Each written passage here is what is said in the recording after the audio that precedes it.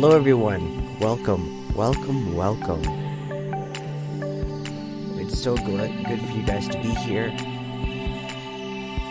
as we are waiting for the 30-minute countdown to 10 o'clock. If you guys are in a different time zone, then this should be either before or after, but that doesn't really matter. Mountain Standard Time, it starts right at 10. So if you guys just stay, you'll be here in 30 minutes.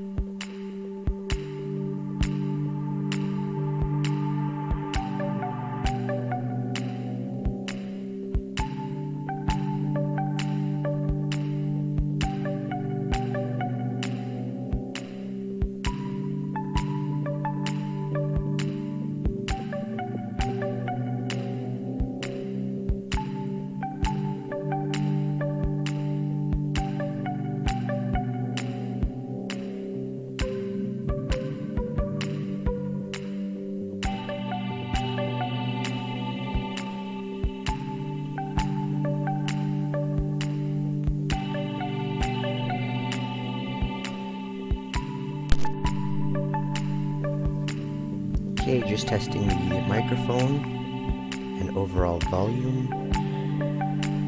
We should be good to go. Testing. Done a lot of testing over the weekend, or a week anyway. We should be good to go. I'll turn this down just a little bit. Okay, system's green.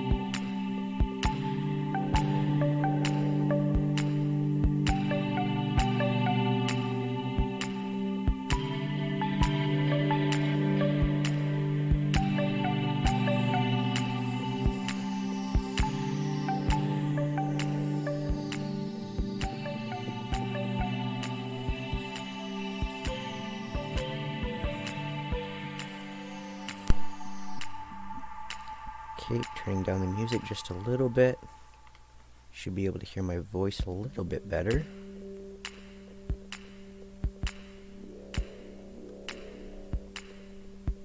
Okay, should be good.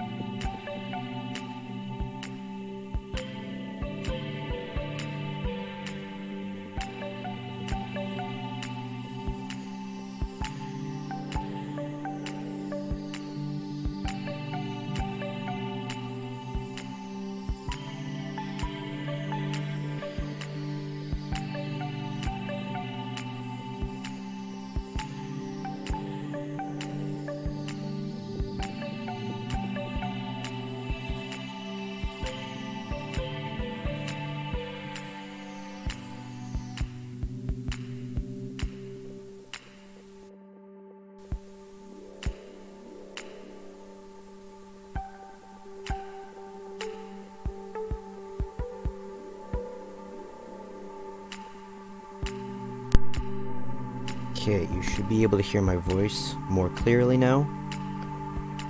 Final calibrations.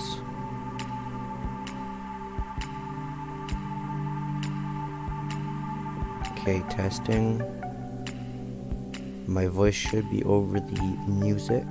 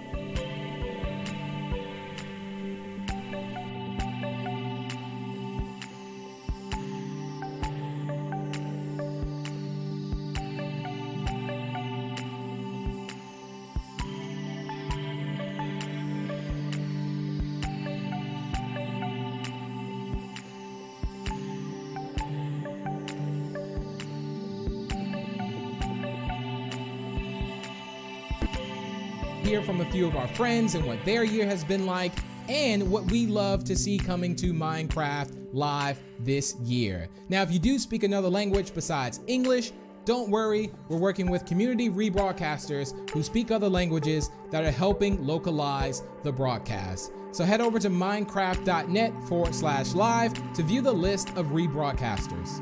Now, there's a very special person I want to introduce you to, and this is a person that you can just feel their energy through the screen. You know, if you ever just look at someone, it's like, wow, this person has so much energy. They have made my day feel better. And this person is going to be Shovel. So here she is. Thanks, Big B. Hello, I'm Shovel and welcome to my house.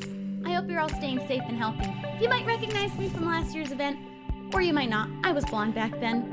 I'm a longtime Minecrafter, YouTuber, and lover of all things that let my imagination run wild. I'm also a known cat lover, and I would love to show you one of mine, but every cat owner knows you cannot tell them what to do. Anyway, we're gonna start with the pre-show, where we're gonna look at the last year in Minecraft. I've had my own exciting year in Minecraft. I was crowned a Minecraft champion, twice! And then later we're gonna join some of the members of the community and some members of the Mojang team to see what's coming next. I'm most excited about the mob vote, but I heard there's something big being revealed right at the beginning. So don't go anywhere, I'll be here watching too to find out what it is. So grab a snack and some water, and let's get into it. Was that good? Did I do good? Should I have worn the crown? I tend to demand more respect when I'm wearing the crown. Hello everyone, I'm Mariel, also known as Marielitai. You may know me from a couple of Minecraft series that I participated in, like Harmony Hollow, Marielcraft, and Gamecraft, just to name a few. But I'm also known in the community for my innate ability to break the game. randomly for no reason whatsoever. It just happens completely out of my control, completely out of my hands. I've had so many bugs and glitches happen to me that it's become this running joke on my channel, and it's hilarious. Now, this year has actually been a pretty exciting year. I was able to participate in one of the Minecraft championships, and I also made a ton of new friends playing Minecraft dungeons. That was pretty cool and awesome. But today I'm here at the Minecraft Live community pre-show to talk to you all about something very exciting: the mob voting process. Turns out that Minecraft is bringing 3 new mobs for all of us to check out and get to know. We have the Moobloom from Minecraft Earth, the Iceologer from Minecraft Dungeons, and last but certainly not least, the Glow Squid, a mysterious new mob that's also from Minecraft Earth. But you may be wondering which one's going to be added to the game.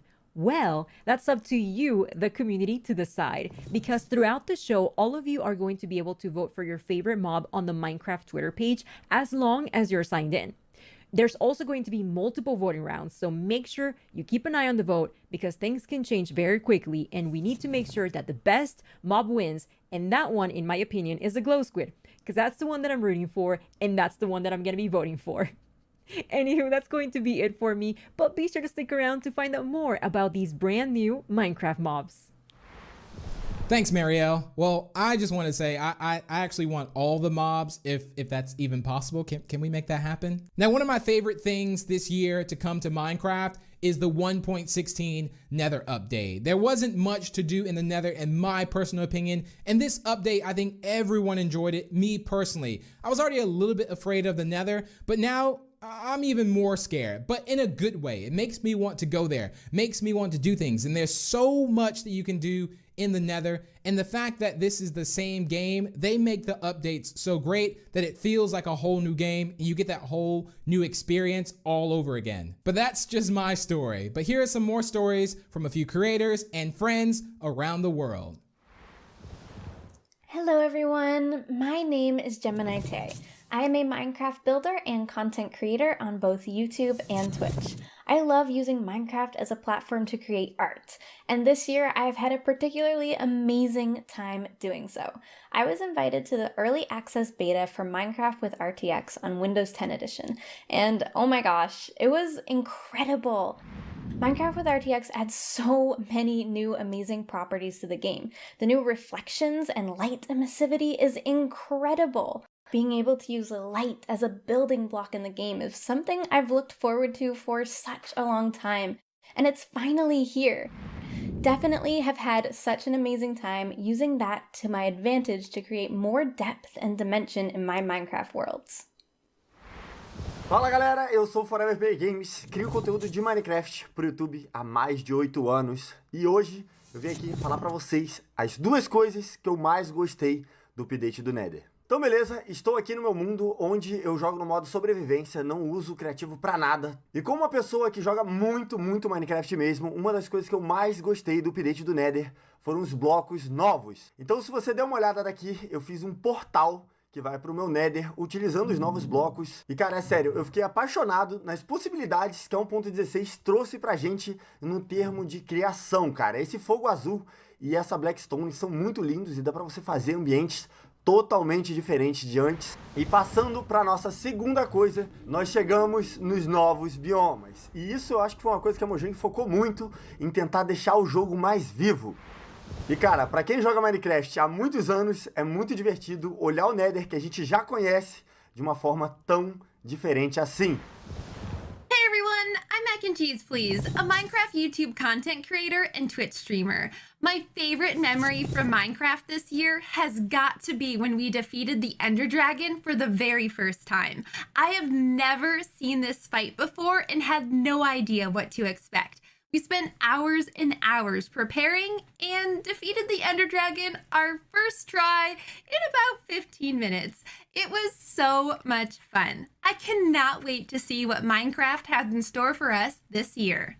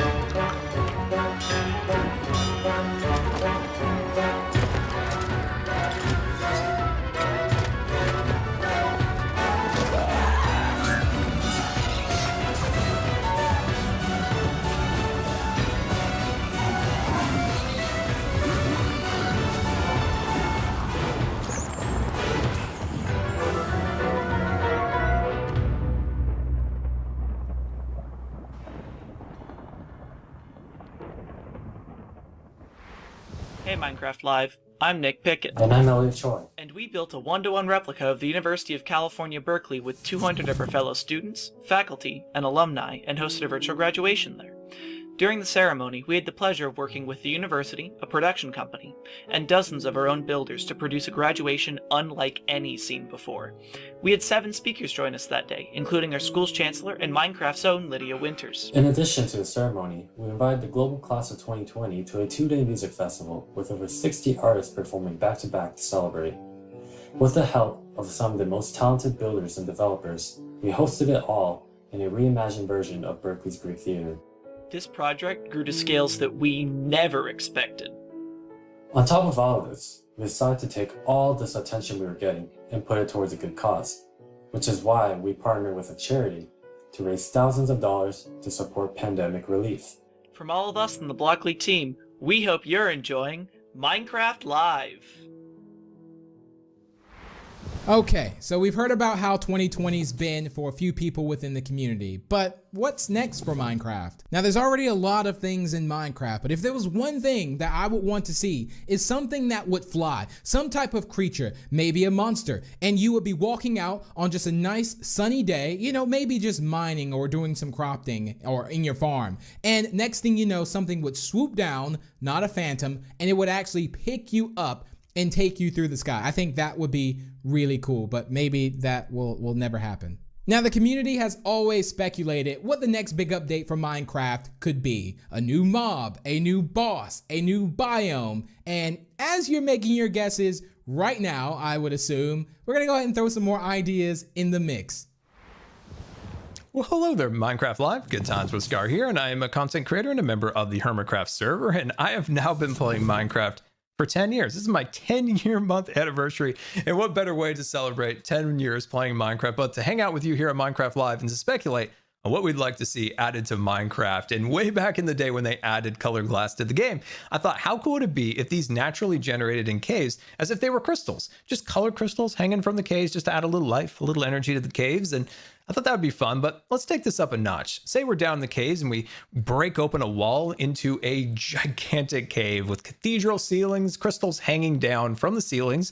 And these crystals come in all the variety of colors in Minecraft. And we pick out one that we like. Say we're going to pick out the orange one, and we knock down that orange crystal. And we can take the fragments of this orange crystal and put it in a torch or put it in a lantern. And we're now casting orange light in Minecraft. That is right. We can now cast colored light of all varieties in Minecraft via torches or lanterns to add more atmosphere and more design possibilities with our builds. Just imagine your builds now, but being illuminated with color light. How amazing would that be? Now, another thing I'd love to see added to Minecraft is some way of auto loading and ejecting music discs from a jukebox. So now we have colored light in the game along with auto playing music. We have basically together here created a disco on Minecraft, and that sounds absolutely amazing. So let me know what you think of those ideas, and I cannot wait to find out what for real is coming soon. Hey everyone, it's Crew! We have been huge fans of Minecraft since the very beginning and have so much fun creating videos. From silly build competitions to our epic survival series. Creativity is literally limitless in Minecraft. That's why we're so excited for the glow squid! Woo! Ooh, we could build a glowing underwater city. Yes. That'd be so cool. Yes. I wonder what we'd be able to craft. Maybe we'll be able to craft glowing armor. I wonder what sound the glow squid makes. Like this. Love, love. I'm gonna make it my pet. Okay. Bye! 안녕하세요, 마인콘 시청자 여러분들. 저는 유튜브에서 마인크래프트 채널을 운영 중인 램램이라고 합니다. 저는 8년 동안 마인크래프트를 즐기고 있는 만큼 저에게 있어서 마인크래프트란 제 일상에서 정말 큰 부분을 차지하고 있는데요. 올해도 굉장히 많은 컨텐츠를 녹화하고 업로드했는데 그 중에서 야생 관련 컨텐츠와 팬분들이 직접 만들어주신 컨텐츠들이 기억에 많이 남습니다. 마인크래프트에는 여러 바이옴이 존재하는데 그 바이옴 특색에 맞게 새로운 블록 아이템들과 몹들이 더 추가됐으면 좋겠습니다. 특히 바다를 굉장히 좋아하기 때문에 마인크래프트 바다에 더 멋지고 예쁜 블록과 강력한 보스몹이 추가되길 바라고 있습니다. 이상으로 여러분들에게 저 램램도 알리고 마인크래프트에서 보고 싶은 여러 가지들을 말해보았습니다. 항상 저에게 좋은 추억을 주는 마인크래프트 정말 감사하고요. 여러분들도 계속해서 마인크래프트 라이브 쇼 많이 시청해주세요. 그럼 안녕! Hello, my name is Escalade5 and I'm a Minecrafter, and today is a big day.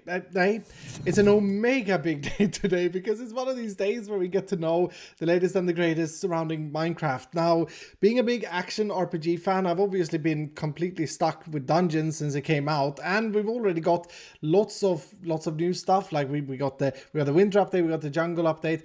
I wonder if they're gonna make another like themed upgrade, maybe mountains, like dungeons goes Everest, or maybe an oceanic update. That'd be kind of weird, swimming around underground and stuff like that.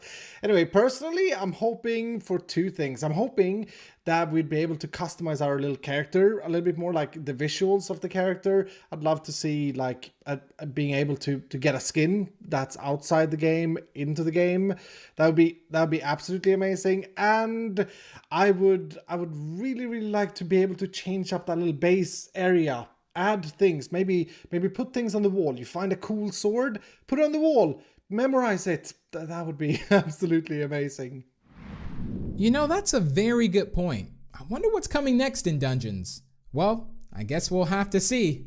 Thank you from me and everyone you've seen so far for watching the pre-show. Minecraft Live is just about to start, but we're such a small part of this community. So let's see some other great moments from this year in Minecraft. Thanks everyone. I earned this crown the last time. I get to wear it until I am dethroned, which means I can wear it the whole time until the end. There's a lot more rainbow because it is in honor of it being Pride Month. Was geht ab, Leute? Heute spielen wir Minecraft! すげえやばもう完全にここにあるよ本当にだってもうズームもできるし So I don't know if I mentioned this already, but I really want to use the real Minecraft hearts that come out from the pets when you give them a treat. So I just went into Feather Adventures and I made a green screen inside of the dog's house and for feathers as well. Así es, llegamos con el Nether Update en donde van a agregar nuevos biomas, animales, mobs. Hasta puede haber alimento ahí dentro del Nether. Cuando se nos hubiera ocurrido eso. Así que va a estar muy buena esta actualización que al fin llegó. I mean, how can I not get excited about transforming the look and feel of Minecraft from this scene with RTX off to this with RTX on? What the? 睡衣妹妹，思念的幻影。我说呢，我一睡觉来一小老妹儿，这是啥意思呀？ Oh, they're there!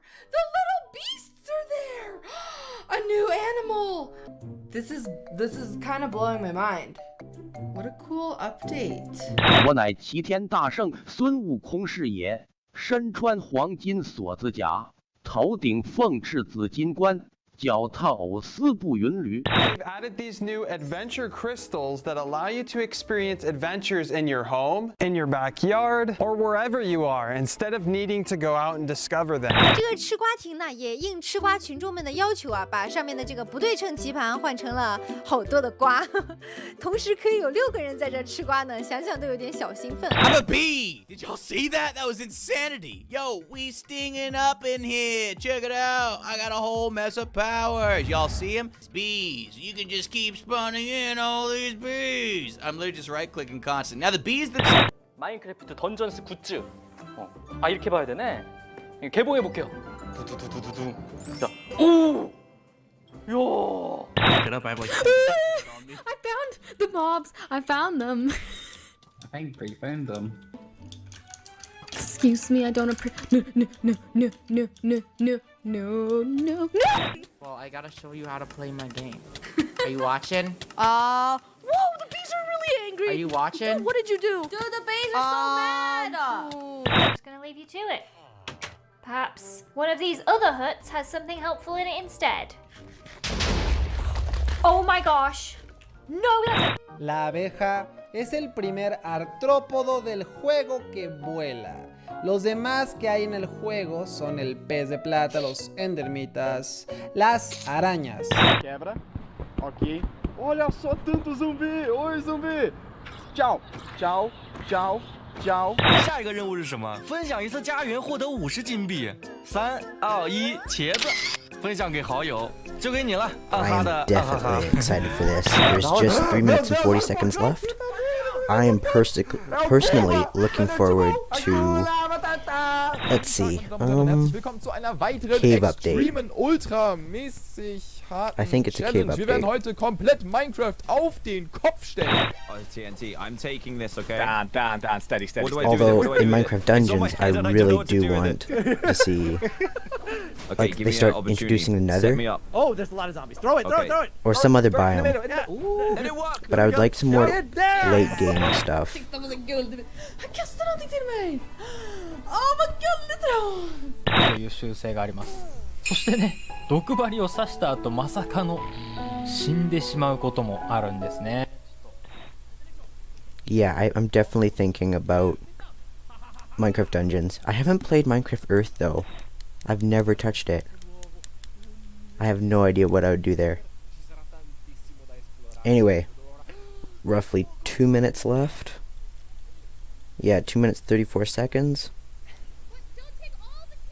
And this is for about a 3-hour presentation, so I'm really hoping for something good. Okay, back to everybody else and the Minecraft Live pre-show.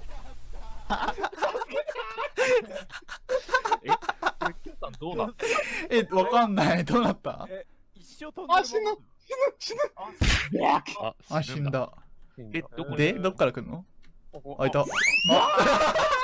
There they are. Look at them. Oh, they are so cute. And that, right there, ladies and gentlemen, is our first bee nest. Look at that. I love seeing like the haze, the light beams. Oh no! Teleport to Spoonerism? Where did you die? Why would you want to teleport to me? Oh, I'm doing it now. Oh no. Are you alive? What? Cause I want to swim, and when the waves come crashing through, oh, I will let them pass around me, cause I feel so safe with you, and I want to feel at peace.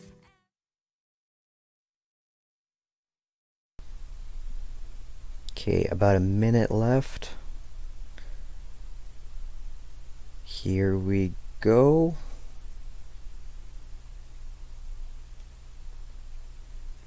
Of course, they have to do the COVID stuff. Here we go. Hope you guys enjoy.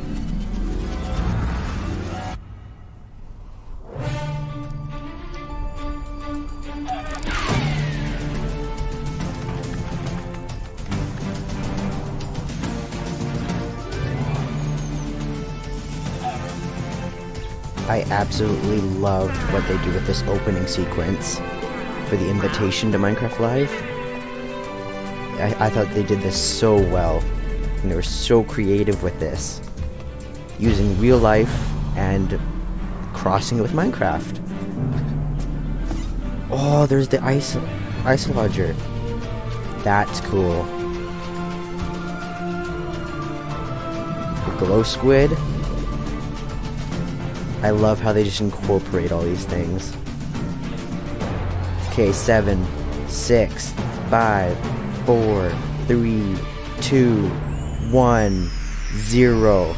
Hello and welcome to Minecraft Live 2020. I'm Lydia Winters, your host and chief storyteller for Mojang Studios. We're coming to you live from Stockholm, Sweden, the birthplace of Minecraft. Some of our amazing team members couldn't be here today, so we recorded the Minecraft Earth and Creator Tools segments in Redmond earlier this week. We are so thankful you're joining us. Before we get started, we want to acknowledge the number of challenges around the world right now, as well as the mental, physical, and emotional toll those challenges are taking on all of us.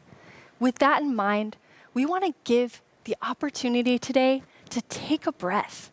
Have fun, enjoy the games we love, and celebrate all of you, our incredible Minecraft community. It won't all be easy. You'll have to decide which mob to vote into the game, which, based on votes in previous years, will be super tough. You'll not only get to hear about what's coming to your favorite Minecraft games, you'll also hear directly from the development teams. We want you to leave today knowing about the exciting additions coming to Minecraft and also why our team has made those decisions.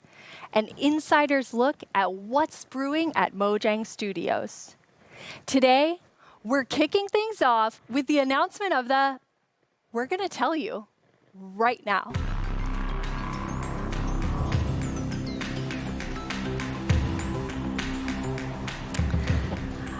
Hi, Agnes and Brandon. Hi. Hello.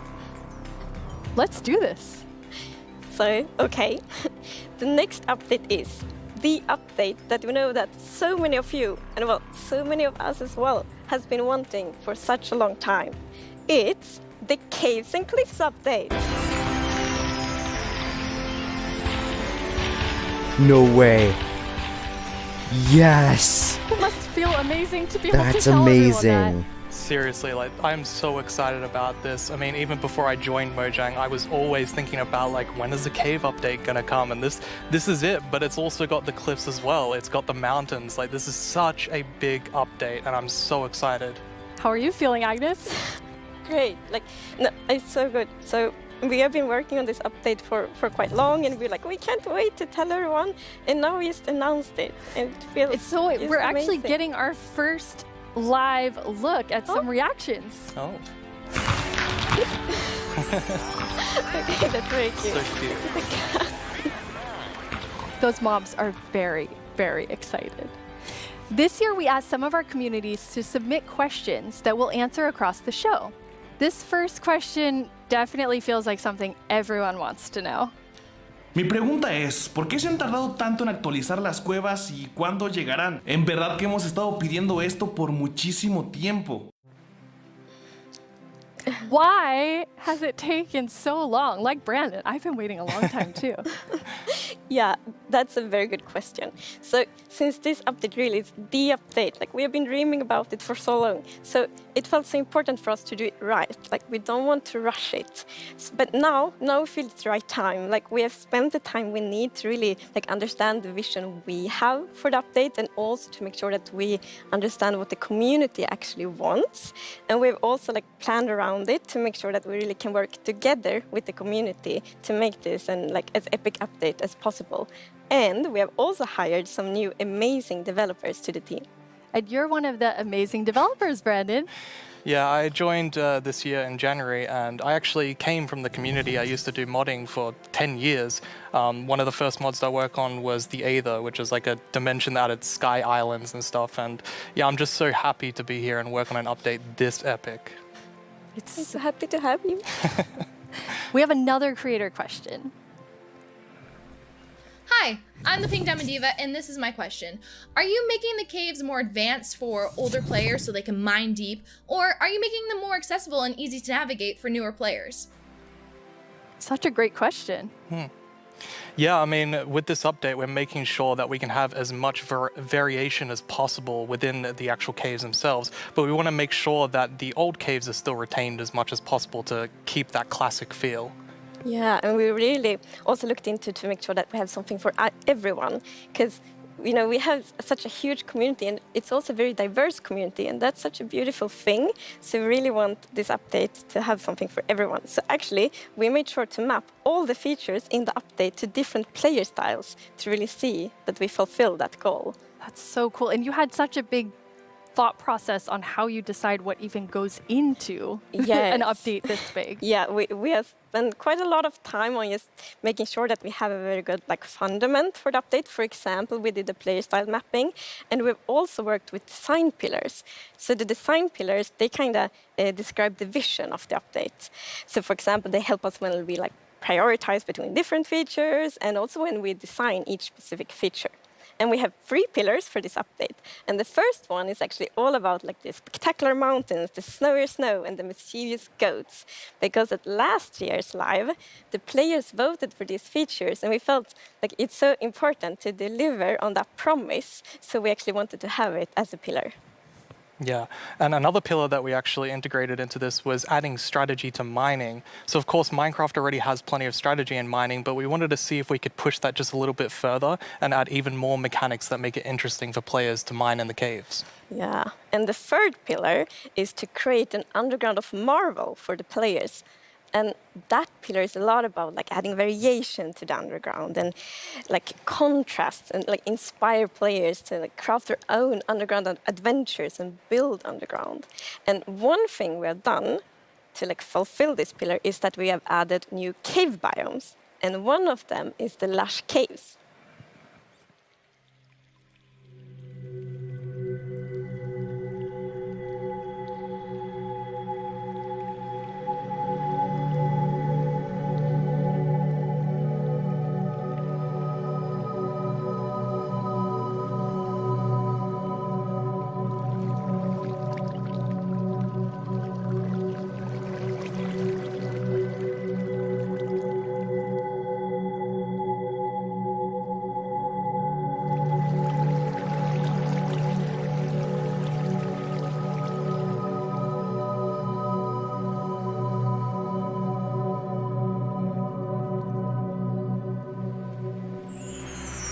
It's so beautiful. It doesn't feel cave-like.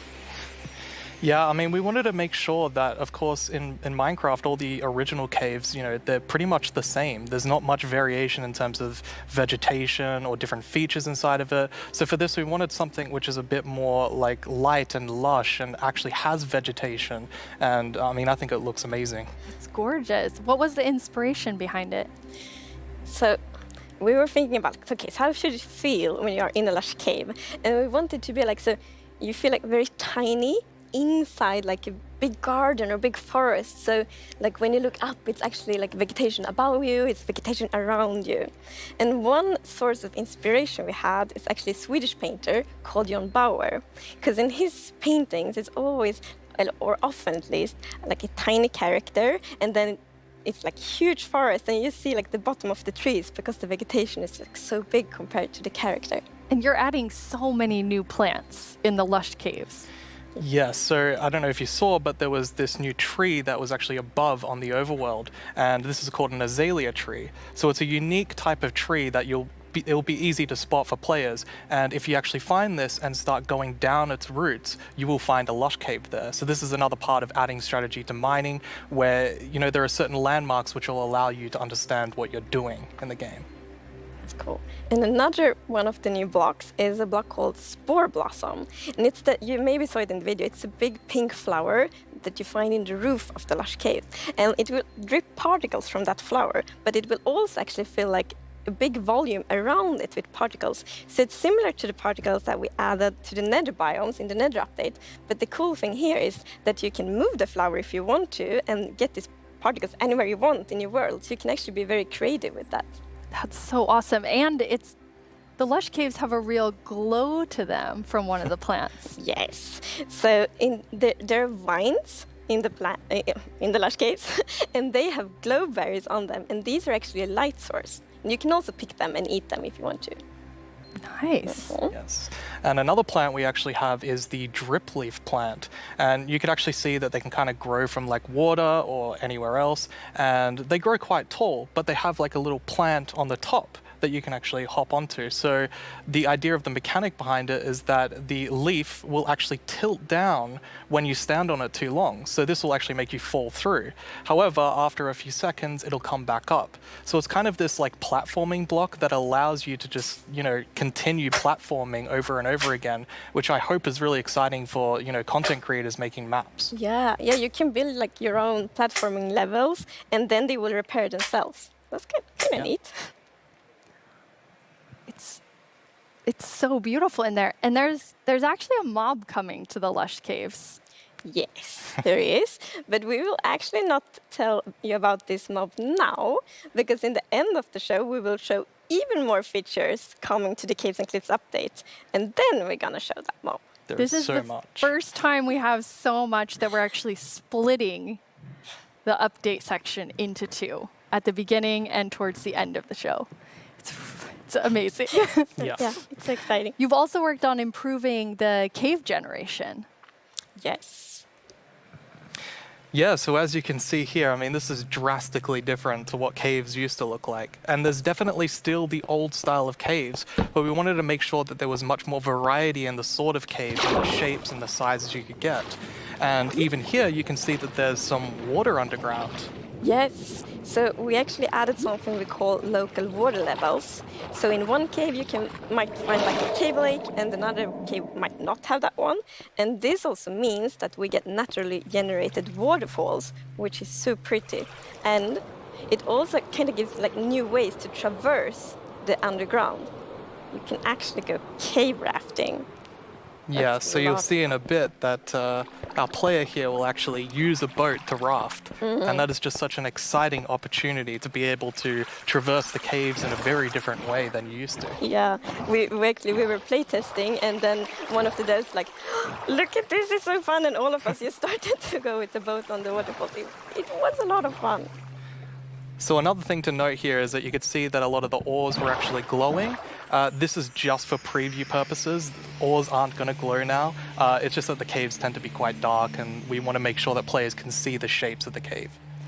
Now, will that only be for the normal caves, or will this run across all of the new cave biomes? Yeah, so the really cool thing is that the new cave shapes and sizes is completely independent from the new biomes. So that means that we have so much variation. Because, for example, a lush cave can, for example, generate, in a super narrow tunnel, but it can also generate in like a huge cavern, and that creates completely different atmospheres, but it's still the same biome. So we're really going to have lots of variation underground now. You've been calling two of the different cave types spaghetti and Swiss cheese? That's how varied the caves could be? Yes, I mean, there are so many different variables of how the variation works, and I mean, it has even more variation than the overworld itself. It's just crazy. It's a lot. Yeah, some of the caves, for example, have really cool pillars, and some are more flat, some are tall. Lots of variation. Very nice. And you have another new cave biome to show us. Yes, so we have the Dripstone Caves biome. And whenever I think about the idea of a cave update, the image of stalagmites and stalactites comes into my head. But adding these are pretty difficult. It's a very unique shape that Minecraft isn't really accustomed to. But I think the way that the artist put it into Minecraft works quite well. And of course, there's some mechanics surrounding this. So you can see that someone destroyed the block up the top, and so the dripstone fell down. And also, unfortunately for this zombie here, if you fall on these dripstones, you will get hurt. Poor zombie. There's another interesting mechanic in the dripstone caves. Yes, so maybe you saw in the video that from the stalactites, you could see that it was dripping water. So actually, if you put a cauldron under a stalactite, it will fill up with water. So it's renewable water. And how do you remember which is stalactites and stalagmites? Well, that's a very good question. It has been very tricky to remember that, but I think I learned. So we actually, it's hold on tight to stalactite. I was going to say the wrong one. So stalactite is in the roof and stalagmite is on the floor. Perfect. Yeah. We've been practicing that, all of us. For a long time, even. And you have something really amazing in this update for the sort of redstone engineers out there. Yes, so we've actually been thinking about this redstone block that lives in the deep dark, a new biome at the deepest depths of the world. We're not going to talk about this biome too much today, but we are going to show some of the blocks and maybe later a mob that comes from it. So if we look at the video, we can actually see that it's basically this growth, and this is called the skulk blocks. And one of the blocks is called the skulk sensor. This is the new redstone block. As you can see, when you place or destroy a block, Or if you have footsteps, it'll actually detect the vibrations around and then emit a redstone signal. So this is going to be very interesting for redstone players. We even have a mechanic around it where you can actually use wool with wool occlusion to essentially prevent signals from being able to get into the skulk sensor. So let's take a look at that now.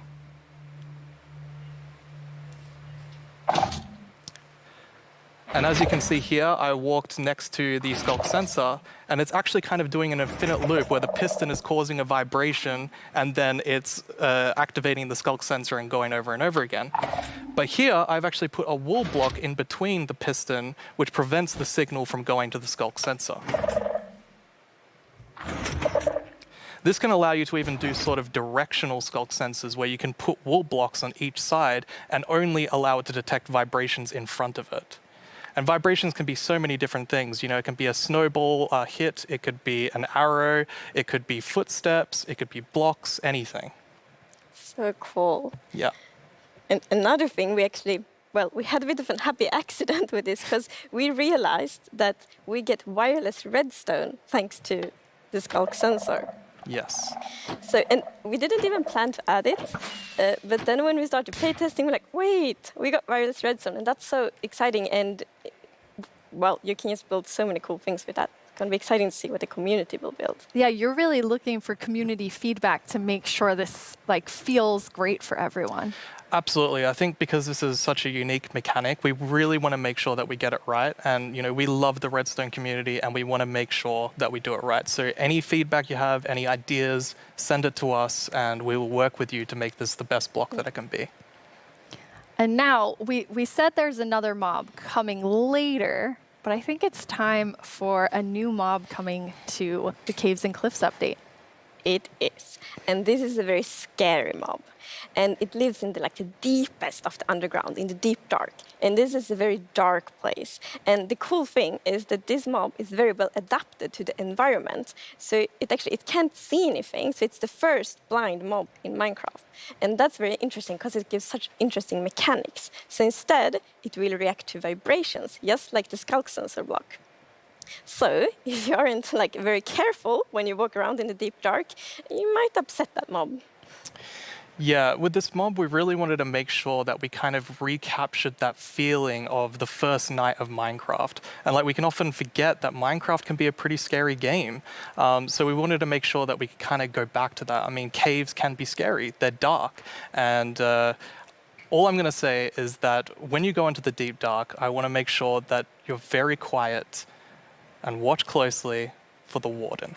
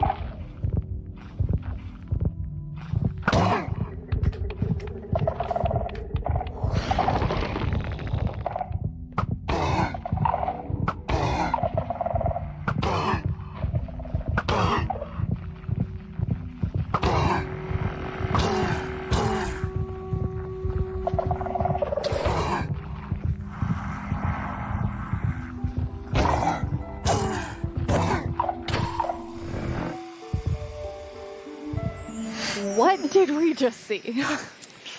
It's a very different mob. I'm really excited for this because not only is it trying to be scary, it's, we had to keep a balance to it. It was very challenging to design a mob like this. Another thing that's really important to note is in that video, I was wearing full netherite armor, so it's very powerful. You definitely want to watch out. Yeah. Which I think also is such an interesting gameplay, because if you want to, you can avoid it, but then you need to really be careful, sneak all the time to not make any kind of movement that it will detect. But that's a lot of fun, and it's feels scary, but in the good way. And you wanted to kind of take everyone back to that first night experience with the Warden. Absolutely. I mean, I had such an amazing experience when I first played Minecraft. It was terrifying listening to zombies underneath my house and in the caves, and hopefully we can bring that back to players, but 10 years later. Yeah.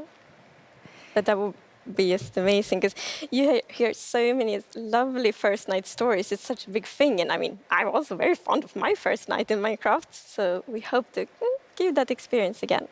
But you really balance sort of the look of it. It's it's almost cute, but also really, really terrifying. How did you decide? Yeah. We actually worked a lot on how does scariness look in Minecraft? Because we wanted to be very scary, and we didn't want to take away from the scariness, but we felt, let's add some derpiness to it. So it's like a mix. So for example, we added the mouth.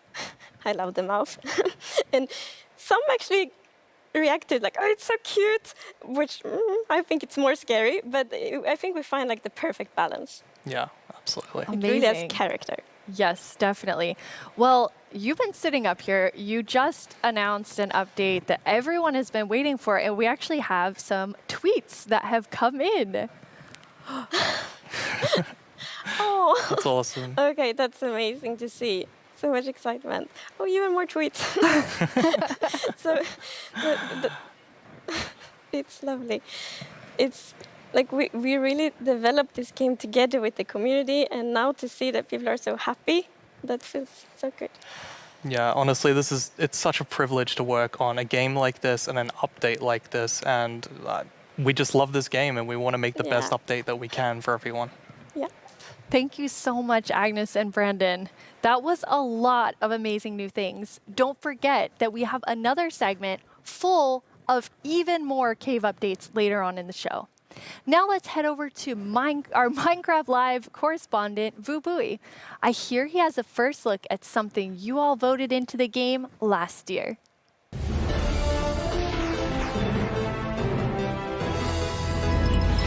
Hello, Minecrafters of the world. I'm Vu Bui, and I'm here once again to help all of you at home to choose a mob that will go into Minecraft. But first, we have a message from our good friend Max Brooks, author of our first Minecraft novel, with some exciting news.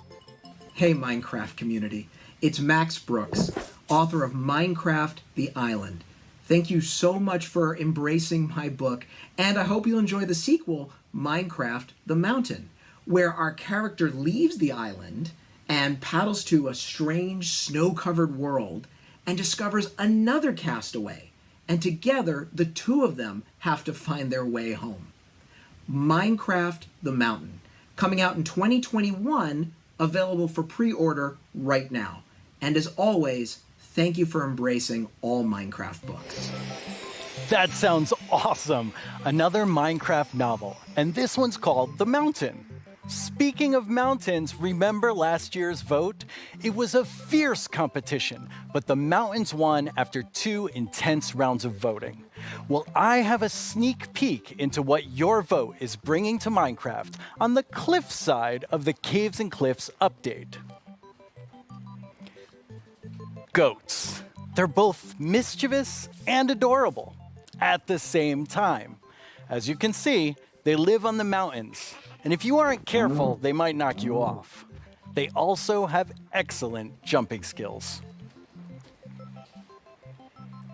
We'll also get better mountain generation with spectacular and more dramatic mountains with height-dependent generation. That means things like tree lines and mountaintops that will be more challenging with lots of snow and ice. And speaking of snow, yes, it will be snowier. We will also have a new block called Powder Snow, which will be a kind of trap block. It looks similar to snow, but if you or a mob walk on it, you will fall right through. Now let's talk about this year's vote. We have 3 awesome mobs for you to choose from. And to introduce them, we once again have Tiny Agnes and Tiny Jens. Let's see what they have to show. Oh.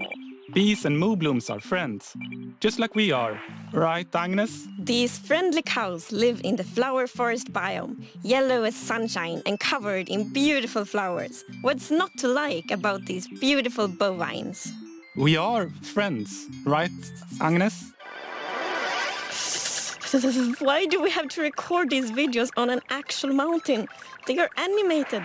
The Isolager is a new illager that lives on mountain tops. It's a hostile mob that attacks you with clouds of flying ice. You did pack the supplies we need to survive the night up here, right, Jens?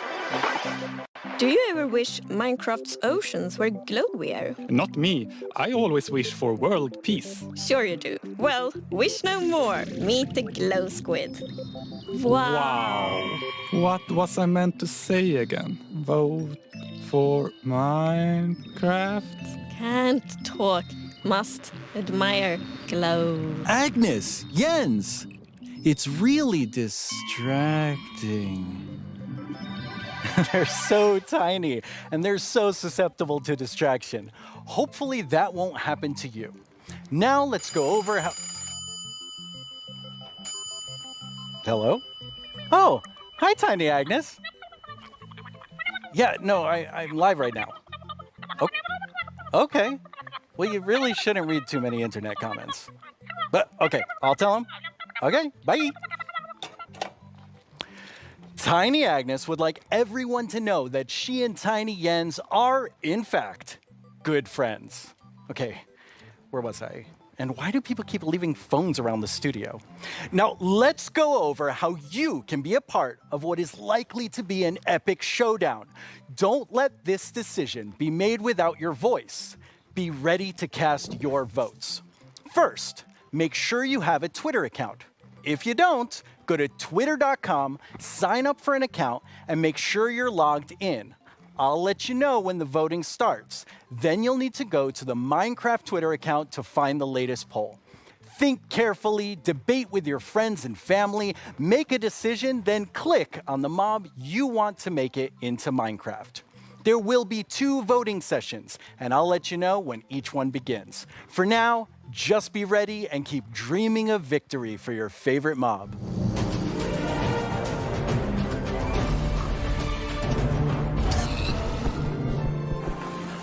My name is Yesenia Cisneros, and I'm the gameplay producer from Minecraft Earth. I am so excited to be a part of Minecraft Live this year and to share this wonderful experience with you, our amazing community. It's been so fun seeing what you've been doing with the game. I've seen lots of creation shared each week, and I wish I were that creative. I mean, wow. While everyone has been discovering new hobbies, I have been logging in each day to collect a new adventure crystal, which lets me play life-size adventures in augmented reality in various parts of my home. My dogs are very confused, to say the least. It seems like I'm not the only one who's been going on lots of adventures. We've had more than 5 million adventures played throughout early access. Holy Moobloom, that is amazing! I've also been completing season and daily challenges to collect mobs, even more adventure crystals, and exclusive character creator items that can also be used in Bedrock. Sometimes, when the weather is just right in my house, lightning strikes and a new mob is made. Later this month, we have 2 new mobs joining Minecraft Earth, and I hear they're going to make quite a splash. Speaking of mobs, our beloved Moobloom from Minecraft Earth has a chance to be brought into vanilla. How cool is that? Now, I'm not going to tell you who you should vote for, but what I am saying is one of these mobs is definitely way more adorable than the rest, so choose wisely. In our last couple releases, you may have noticed that we added Slime Ball and Slime Blocks. With that, I'm super excited to let you know that we are adding pistons and sticky pistons to Minecraft Earth. Be on the lookout next week for a content update, and I can't wait to see the awesome creations you make with blocks, items, and now redstone contraptions. Our friends Mumbo Jumbo and Grian recently took a Minecraft Earth road trip and made their own awesome creations. Let's get a sneak peek at what they discovered. Hello everyone, my name's Mumbo, this is my friend Grian, and this is my 1974 VW bus. There's no air conditioning, there's no heating, there's no radio, there's no anti-locking brakes, no power steering. There's no seatbelt. I've owned it for about 4 years, and to be frankly honest, it's pants. Times were definitely different in the 1970s, so it's ridiculously slow, and it's definitely lacking some of the modern comforts you would usually expect to find in a car these days. We are embarking on a grand tour of England, going from the south coast up to Wales, and it's going to take us 3 whole days. I'll be honest, Grian, mate, would you class that as a grand tour? Well, yes, we have no radio, so it's going to feel a lot longer. But you see, this isn't a regular road trip in a rubbish old van, this is a Minecraft Earth road trip in a rubbish old van. With Minecraft Earth being a game you can play on the move, we thought we would travel to a bunch of different locations in the UK. Some of them are iconic, some of them just feel very Minecrafty, and some of them are barely linked to Minecraft at all, but we just really wanted to go to them, so we did. Oh, he took it out on the guy next to him. We also had a go at integrating Minecraft Earth with real life. Minecraft Earth Frisbee is a bit of a challenge. Sorry. Minecraft Earth Badminton can be quite dangerous to onlookers. Sorry, Josh. And real-life sand blocks are alarmingly difficult to construct. If I just film this angle, there we go, look, it's our sand block. All in all, though, the road trip was a huge success and we had a lot of fun. You can expect to see the full-length episodes appearing on our channels very, very soon. Wow, it looks like Mumbo Jumbo and Grian had quite the Minecraft Earth adventures. At Mojang Studios, we've also been making more original content than ever before on our Minecraft YouTube channel. Our goal is to create shows that give you inside knowledge directly from our team. We're even giving away all of our secrets in a new series called How We Make Minecraft, which honestly feels sort of risky. And guess what? We have lots more awesome Minecraft content on the way. Here's a look at what shows you'll find on our channel.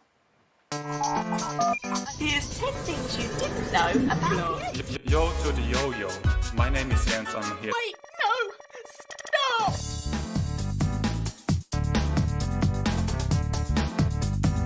How can Steve punch cactus without getting hurt?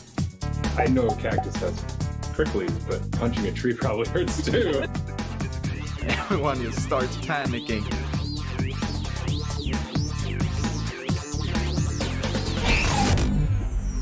Please like and subscribe. I've always wanted to say that. But really, you should. It's good stuff. In 2017, you voted for the terror that is the Phantom, and I personally have not forgiven you for that. In 2018, the Taiga won your vote with fantastic foxes. Last year, it was the mountains with our soon-to-be friends, the goats. What will you, the Minecraft community, do this year? Let's review our choices once more. I was inspired by some of the amazing handcrafted things I've seen made by our community over the years. So I decided to make my own versions of our 3 mob choices. Hi, babies. For illustrative purposes. I think I did a pretty great job. Took me 3 months each. Anyway, all the way from Minecraft Dungeons, we have the Iceologer. They make clouds of ice that smash down on whomever they are attacking. Not quite as chill as they look. From Minecraft Earth, we have the adorable Moo Bloom. I hear they may come with a new flower, the Buttercup, and I'm pretty sure they'll be best pals with bees. Also from Minecraft Earth, the Glow Squid. As the tiny trio will surely attest, they sure are distracting to look at. The first voting poll is now live on the Minecraft Twitter account. Make sure you're logged in, go to the poll right now, and click the mob you want to win. We'll check back in before we start the second and final poll. Now, though, I'd like to welcome Laura to my desk to talk about the dungeoniest Minecraft game ever, Minecraft Dungeons. Hello, Laura. Hi, thanks for having me. Very excited that you're here. Nice. So, what do you do at Mojang Studios? I am a game designer, which means I am the one that gets to decide how difficult the bosses are. So I'm sorry about that one. You can blame me for that. I think people will blame you for that. That's okay. While I have you here on the stage, which mob are you voting for? I think if I don't say I am voting for the Isolager, my team will kill me. So, but it's an amazing mob. It brings a lot of fun to Dungeons, and I think it will bring a lot of fun to Minecraft as well. Okay. I figured you would say that, but I had to ask. So tell me about the launch of Dungeons this year. Oh wow, that was quite the ride. It was such a crazy launch. I don't think anybody in the team expected to ever release a game from home. So we were all sitting in this like massive Teams call and like sharing streams with each other and sharing videos and comments from players, and it was very good. It was fun in a different way. What would you say was your favorite thing from the release? I think it was how people came together to play the game. It was very fun to see parents like show their children dungeon crawlers and children show their parents Minecraft. I don't know, it was very nice to see everyone just sit together and play and enjoy. That sounds wonderful. Yes. Well, let's take a look at what the community has done with what's come out so far. Yeah. Cannot actually believe that we like got close to the end and it was like, nope. Well, time to be blown up by more creepers. They absolutely hate you, these creepers. Oh yeah, Tom, you're welcome to join actually. あ、待って待って、結構減った結構減った。最後殴りに行っていい？お前おら！お前おら！ So the Village Merchant, a really cool merchant, simple, straightforward items, and definitely a nice addition to the game, a good replacement for the Wandering Trader. Now let's go check in with our friend the Blacksmith here. This is definitely something that I'm looking forward to because this is one of the coolest things that has possibly come to the game. Oh, tem que matar o maguinho. Ai, morri. Galera, me ajuda. Calma aí, eu vou te ressuscitar. Calma aí, eu vou dar cover aqui. Que isso, Davizinho já tá me ressuscitando. Oh boy, oh boy. Alright, I see what's going on here. I see what's going on here. Väldigt bra! Ah! Hazmat-suit! Hör du? Vänta tills jag har min raket du! Du ska få spö då! Nu jäklar ska ni få spö. Skya! Stop killing the pandas, you monster! Stop killing the pandas! Oh, we have to save villagers! Our villagers right there. You are free, villager! We must find the caravan of other villagers. Ooh, I got invisibility potion. What is that? 와, 맵 엄청 많이 생겼네 이번에. 자, 크리프까지 깼고 늪지, 목장, 협곡, 레드스톤 광산? 여기 거의 끝판대장급 아니야? Holy smokes! Boom! You right? Yeah. I put my Oh, look! There's a pig. What Kill the pig! Get the pig! Oh no! Red! Backwards! No! Oh god! That looks so fun. Yeah, it's so cool to see people have fun with the game. And it's fun to play and watch. Yes, I hope so at least. But this week, you also had another launch. Oh, this month it's been a crazy month. Like we haven't stopped doing things, I feel. We released first the Creeping Winter together with our new merchants and the new daily trials, which was awesome. I hope everyone loved it. We launched for xCloud, so now people can play on mobile, which is so fun. I really like that. And this week we just launched in China, so now we get to welcome our Chinese friends to the community, and I am super happy about that. That's really exciting. Well, now we have a question from the community for you. Right. ということで、私から質問です。マインクラフトダンジョンズをリリースされてから、開発者が想定していなかったファンの反応やゲームの仕様などありましたでしょうか？また、マインクラフトダンジョンズの今後について教えてください。今後、どのようなコンテンツがリリースされるのでしょうか？ぜひ教えてください。よろしくお願いします。 Okay, he kind of snuck two questions into that. Yes, but they were great questions, and thank you for sending them. Regarding the first question, I think we were very excited to see how fast people found the secret mushroom level. Like, I was very confused about it as well, because we had worked very hard on making it very secretive and having little snippets of things everywhere, but players are so smart. They found it so fast. So if you haven't played the mushroom level, go check it out, because it's very fun. And the second question? Right. So that's what we are here to talk about today. We're going to talk about our upcoming DLC that we prepared with our friends at Double 11, and that's called the Howling Peaks. So we're going to the mountains with dungeons as well. That's awesome. Yeah. Why don't we take a look at some live gameplay? Yeah, let's check it out.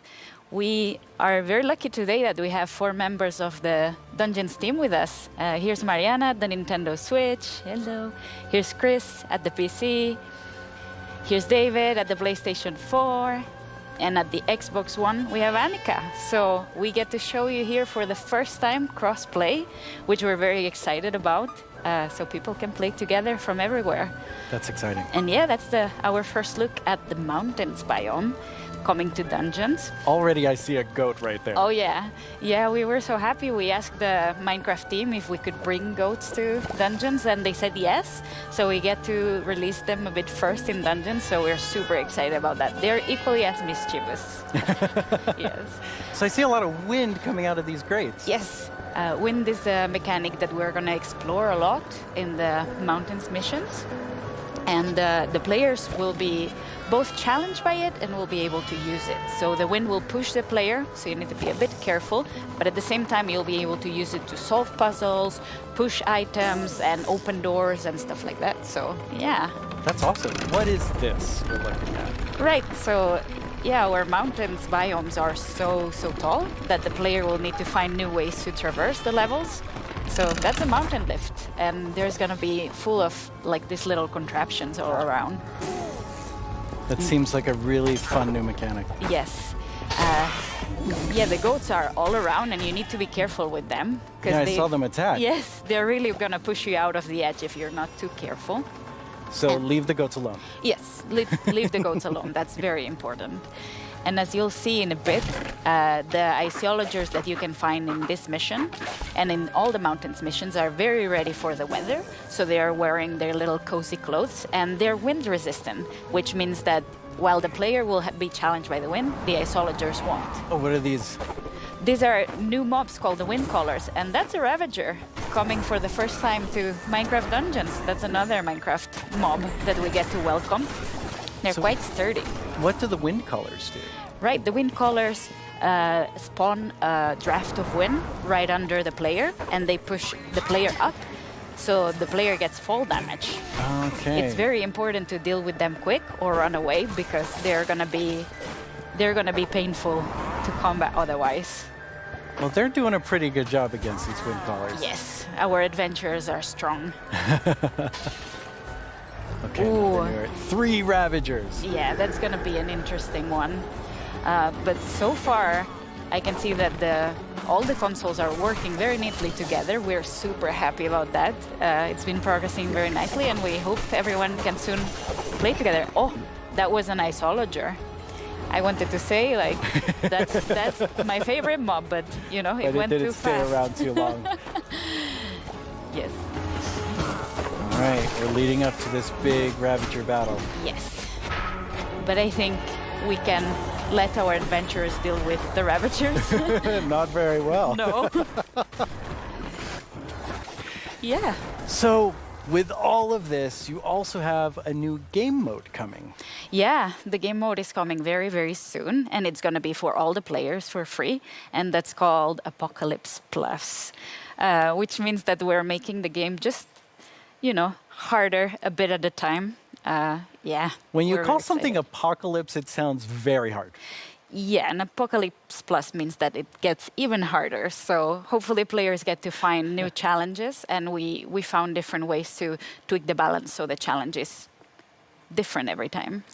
But, okay, that's a lot of stuff. You're working on even more new things for Dungeons. We're working on a ton of stuff. I feel we've been so busy. It's crazy. But yeah, we have today a little video with a lot of work in progress. Work in progress, though. Very work in progress. Yes. But yeah, I think we should look at the video. Wait, that's my line. I'm sorry.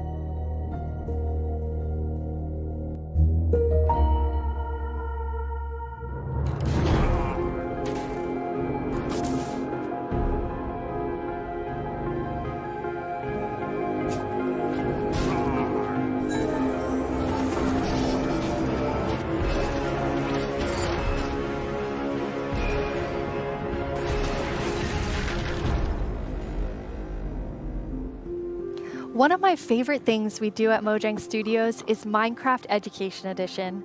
Students around the world are able to learn in exciting and interactive ways using the game as a learning-based platform. Students and teachers in 115 countries around the world are able to collaborate, learn, and share together. Minecraft has always been a way to connect people, and we've seen that now more than ever with Minecraft Education Edition being used in remote learning. When you're in the game, you don't have to feel so far away from your classmates.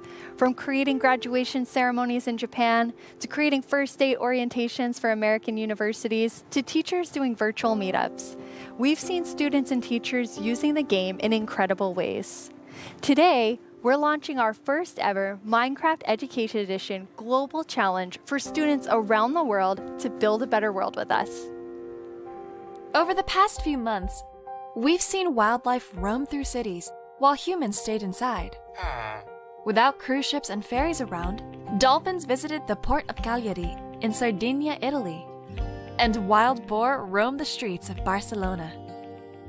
But what if animals could share space with humans all the time? Today, we're kicking off the first ever Minecraft Education Global Build Championship and asking students around the world to design and build healthy spaces for humans and animals to coexist together. What will you build? Hey, I'm Ayana. I'm a developer in the Minecraft team. If I were to participate in the Global Build Challenge, I'd build a series of underwater tubes so we could transport things without disturbing the aquatic life.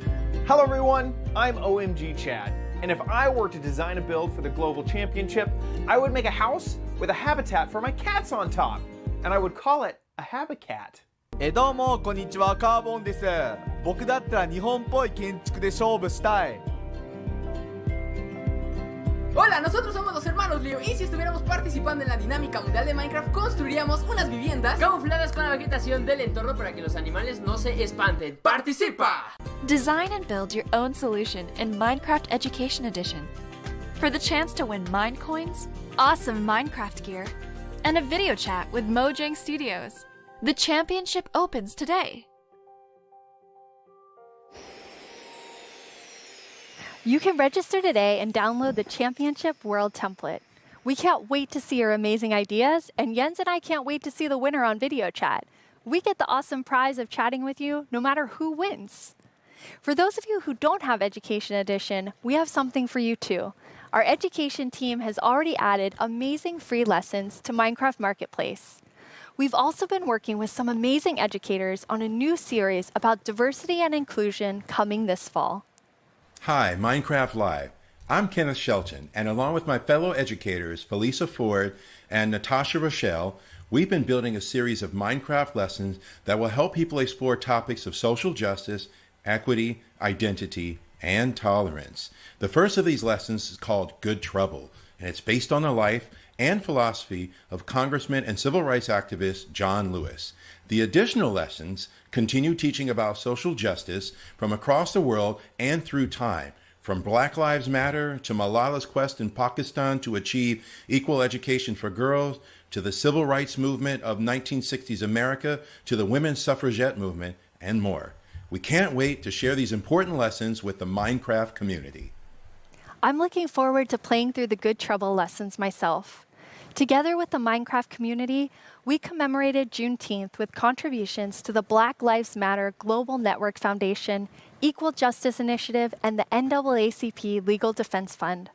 We're proud to continue supporting organizations that fight for equity and equality in the world by making an additional donation today to the NAACP Legal Defense Fund. This brings our 2020 contributions to over $2 million. Beyond this, we continue to look within our company, our products, and ourselves for how we can help create a more inclusive world.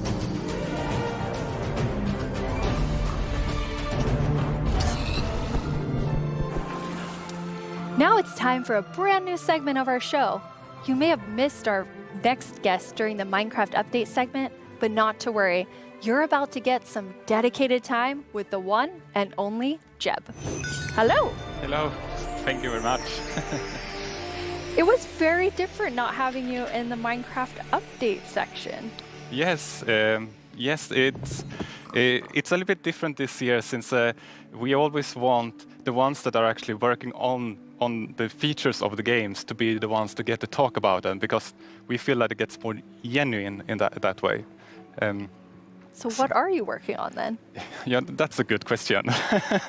No, of course, I still spend a lot of time with Vanilla and Agnes and the team, but I now work with all our products, all our games, and like the board games, and try to support our developers and designers to capture the Minecraft feeling and make them fit together.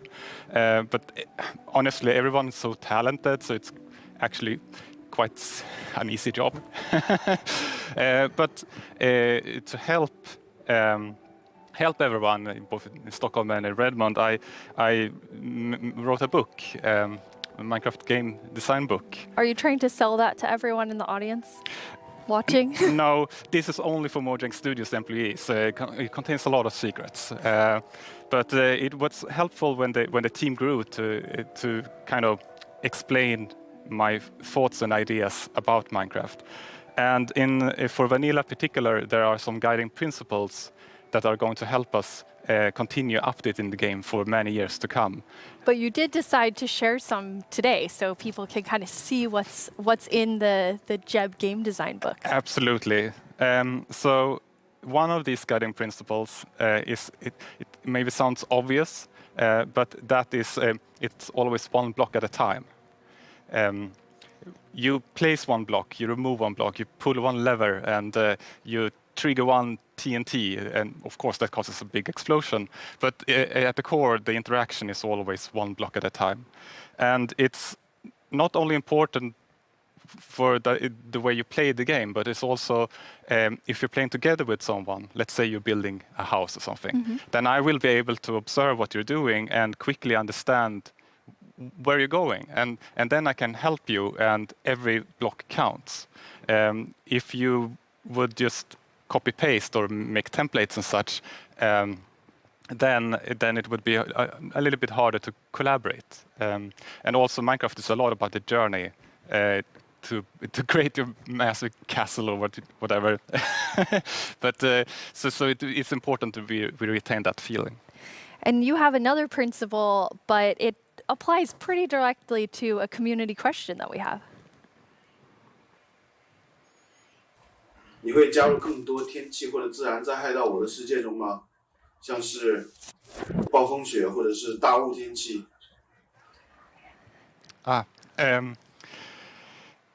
我的世界的中国玩家大家好，感谢你的提问。 Wow, yes. Yes, the Chinese community inspired me to try to take on a new language, but I have a long way to go, honestly. But about the question, if we're going to add things like natural disasters, that kind of contradicts one of our other guiding principles, that bad things happen, but they're technically the player's fault. Okay, they're the player's fault. Yes, in the sense that it was either caused by a player, like a griefer or summoning the wither, or a player was nearby, such as when a creeper explodes. So whenever something bad happens, we want to make sure that the players are either actively taking part of that or have a way to prevent it from happening. And an earthquake or a tornado would obviously destroy something that you've spent hours building. But there's definitely a few I can think of that Yes. maybe fall outside of this principle. There are still a few cases, like Endermen can grab a block and maybe wreck up some redstone, or you can have an unlucky wolf running into your sheep garden. But there's also, the worst thing is, of course, lightning strikes that can set your whole house on fire. But I'm hoping that Agnes and the team may have a plan for that. Exciting. Mm-hmm. So what's the last feature you were active in developing? Yes, the last feature I did was the netherite feature. I thought that was a very important part of the nether update and wanted to help where I can. But I don't want to. Since I'm working with so many different projects now, I don't want to do something halfways and then kind of leave it to the team to fix my bugs. So I try to be a little bit hands off. But recently, I've of course also been working a little bit on making combat test snapshots. That leads us to another community question. Hey, I'm Dan TDM, and I would love to know what kind of combat mechanic changes are being made to Minecraft Java Edition. Yes, and that's an excellent question. We currently have a problem that on the 2 different editions of the game, there are different combat mechanics or combat systems, and that's bad both for us as designers that have to take both systems into account, but also bad for the community that wants to have the same experience. So the main objective is to reach parity.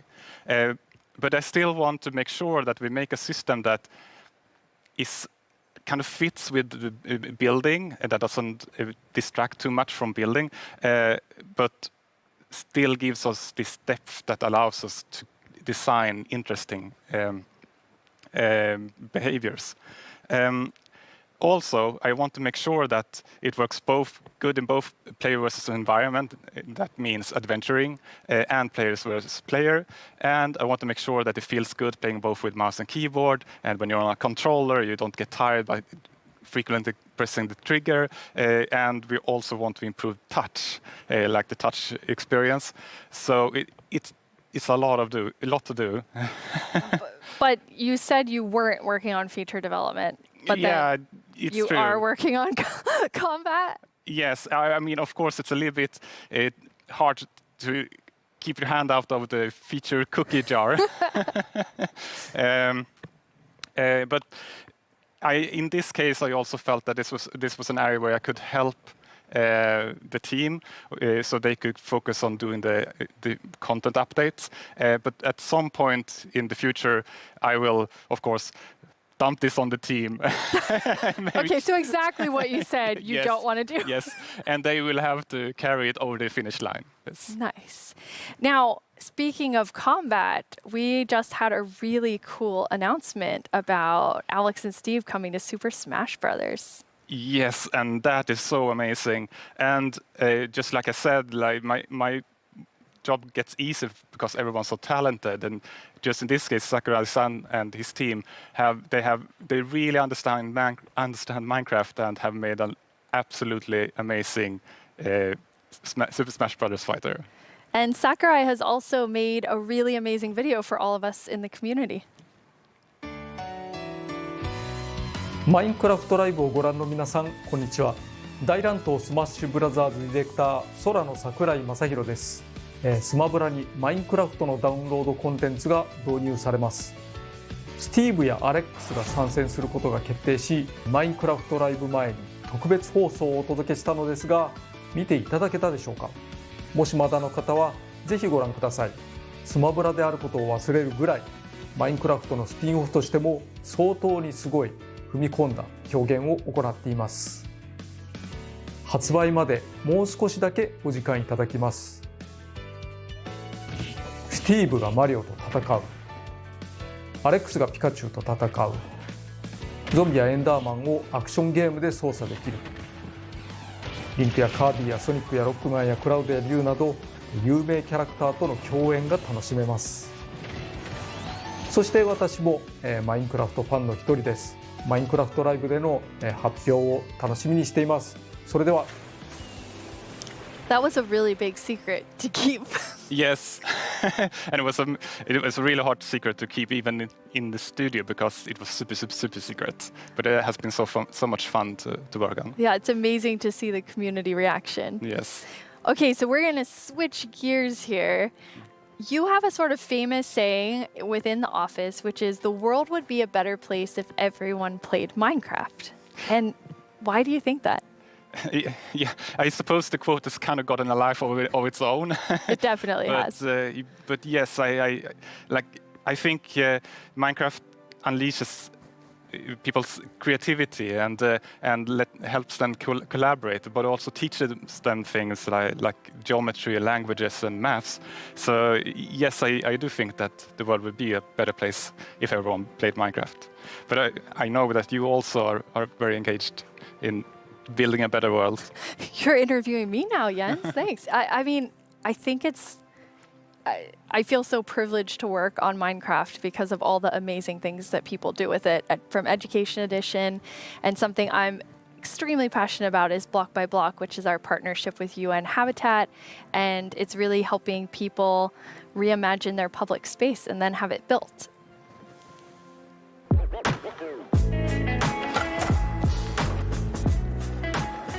I love this place. It's such a nice area, but it has not always been like this.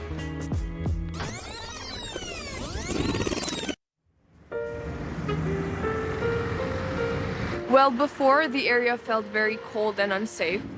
Basically, it was just an abandoned place.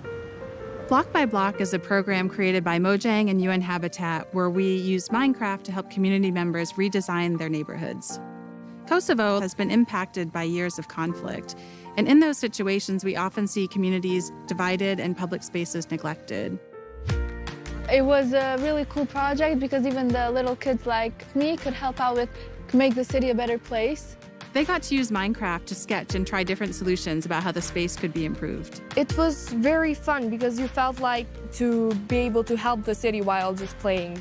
After that, the ideas were presented to local architects and city planners, and later that year, construction started.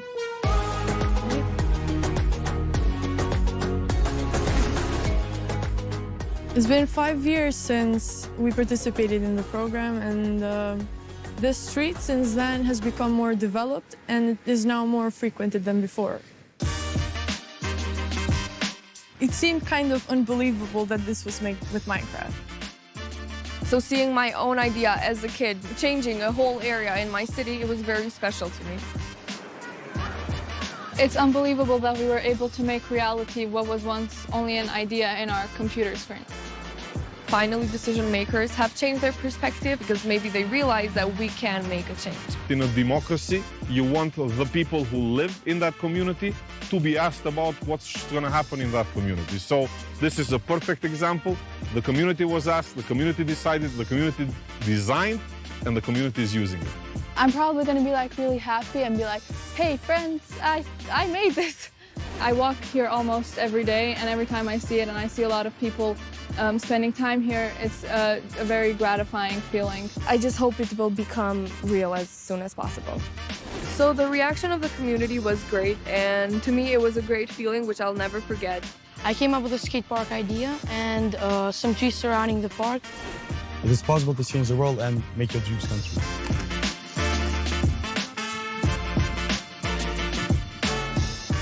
It felt like I was being heard, and being heard and listened to is one of the best feelings that you can feel.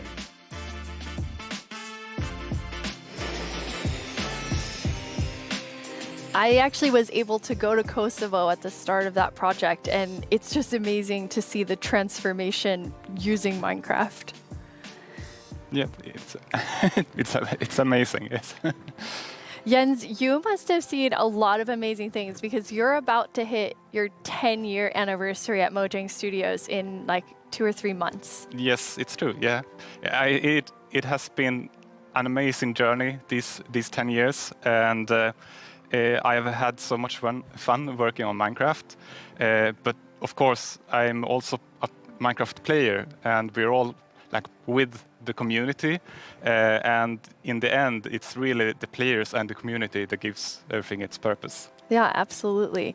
And from myself as part of the community, I just want to say, like, thank you for the 10 years and all that you've done for Minecraft. It's made a huge difference in my life, and I think many people watching right now. Thank you. Thank you so much, Jens. Last year at Live, we announced the Nether update. Maybe since then you've been wondering about what it would be like to attend a Nether ballet. Wonder no more. Our friends at Element Animation will dance us through all the new Nether features.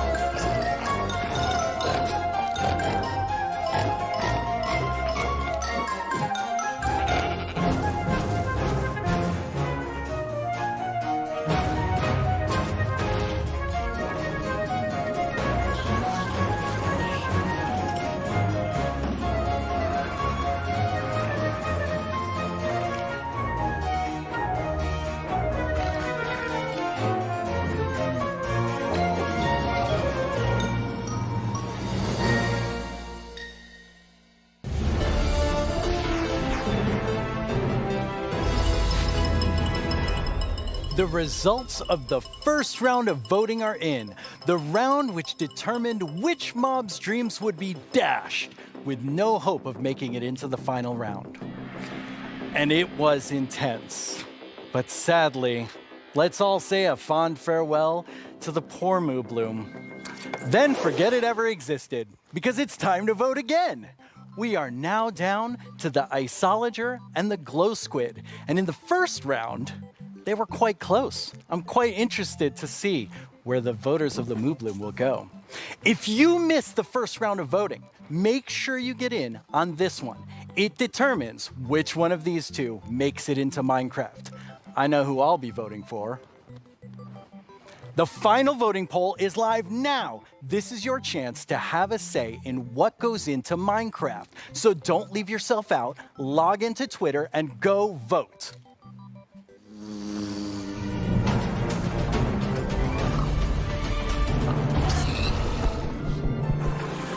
Hello, I'm Quinn, head of the Marketplace Partner Program, and I'm joined by two of my favorite people. How about you guys introduce yourselves? Hi, I'm Fanny. I'm a developer on the Creator Assistance team, and what we do is create tools for our creator community. And some of them are very visible, and we're going to talk about them later. Some others are more behind the scenes, and that help our creators make content that is more efficient and reliable, like the schedule command that is coming out soon. Yep. I'm Jason. I'm a developer in the engine team, and we've been responsible for a lot of the modding type capabilities that have come to Bedrock over the last couple of years. That's super cool. So your teams help make creator tools for all of our incredible marketplace partners all around the world to help make content for you.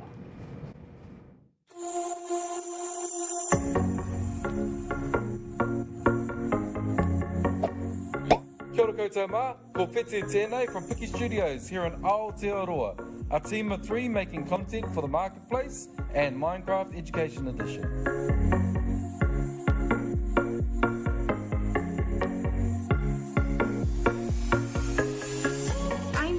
Zombini, and I run a small studio based in California. We create lots of marketplace content, and I've been making tutorials for the last 7 years to teach others how to make their own Minecraft skins.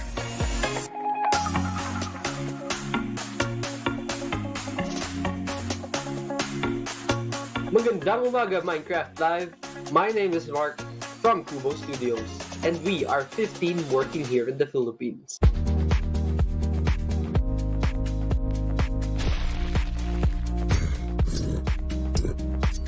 Hi, I'm Tian from Evergreen Games, and we are 38 people working here in England.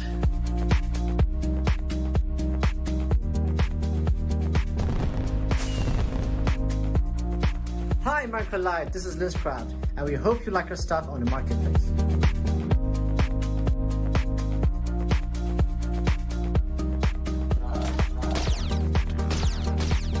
Hey everyone, I cannot believe I'm part of Minecraft Live this year.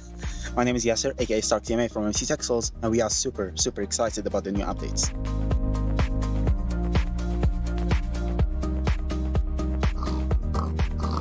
Oi Minecraft Live, eu sou o Gabriel, diretor da Irin Studios, e a gente tem cerca de 5 participantes na nossa equipe. Somos todos brasileiros.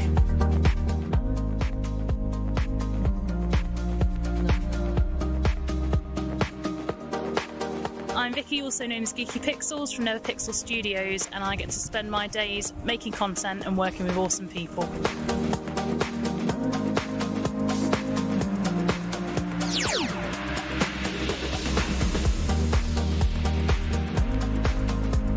Hey, I'm Warren from Minecraft, and we are 20 people working here in Israel. Shalom.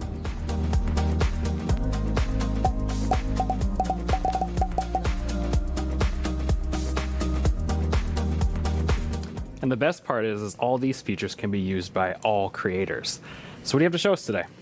Yeah, so for the last couple of years, we've been doing a lot of work with the entities in the game. So this time, we've doubled down and gotten it so that we focused on items and blocks. So as part of that, I made a custom crop to kind of show off a lot of the capabilities. So over the summer, everyone at Mojang Studios was given tomato seeds to try and grow a tomato plant at home. So I thought that was kind of the perfect inspiration to go make a crop. So you can interact, you can place the seeds, use the crops. See, they're kind of growing. I got a couple of them getting to the flower stage. Got a few now that I can actually go pick. So in this case, I've made them work like the sweet berry bush, where you can just right-click on them. But I think tomatoes taste disgusting, so I thought it was better to make them as something you can throw. So Quinn and I had some fun. We were throwing them around. It's harmless, or sort of harmless. Yeah, totally harmless. Yeah. You knocked me in the lava. It was mostly by accident. But tomatoes will actually rot on the vine as well, and if they rot for too long, you get a little rotten tomato monster that can spawn from it. So I'm gonna fight him off here. But yeah, he throws rotten tomatoes. They don't fly as far as a regular tomato, but they knock you back a lot more. But kind of based off all this stuff, I think tomatoes maybe aren't the best idea. So I'm going to get rid of all my plants and never grow them again.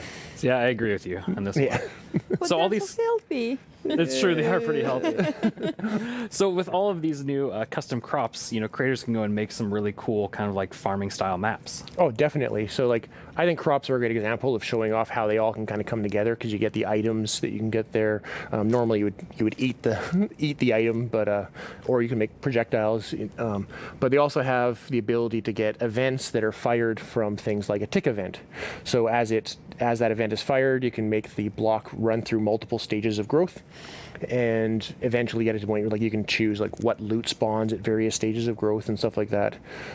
Yeah, I thought it was really cool how you could interact with them like a normal berry bush, but then get the tomato out. Yeah, it's just another it's an interactive event that you can key into.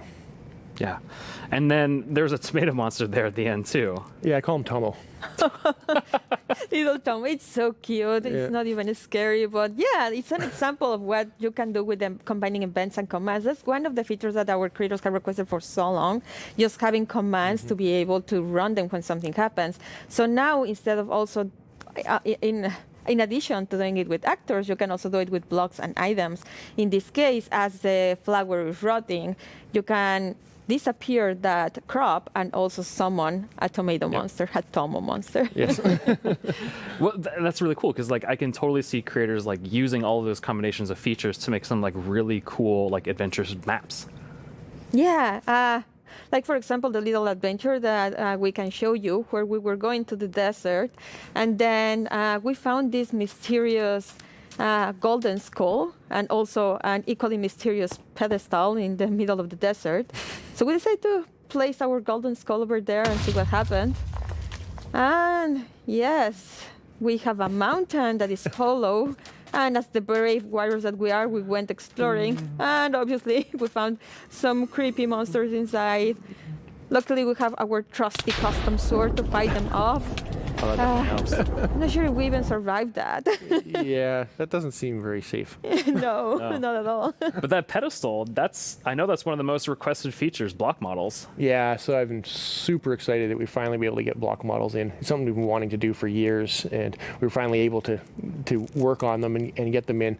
So we got it working with using the same formats that we've been using for the entities, so the same tools that people have been using to build custom mobs, they can use to build the blocks with. Oh, that's cool. So you don't even have to learn a new skill. You can just continue. It's almost identical. That's awesome.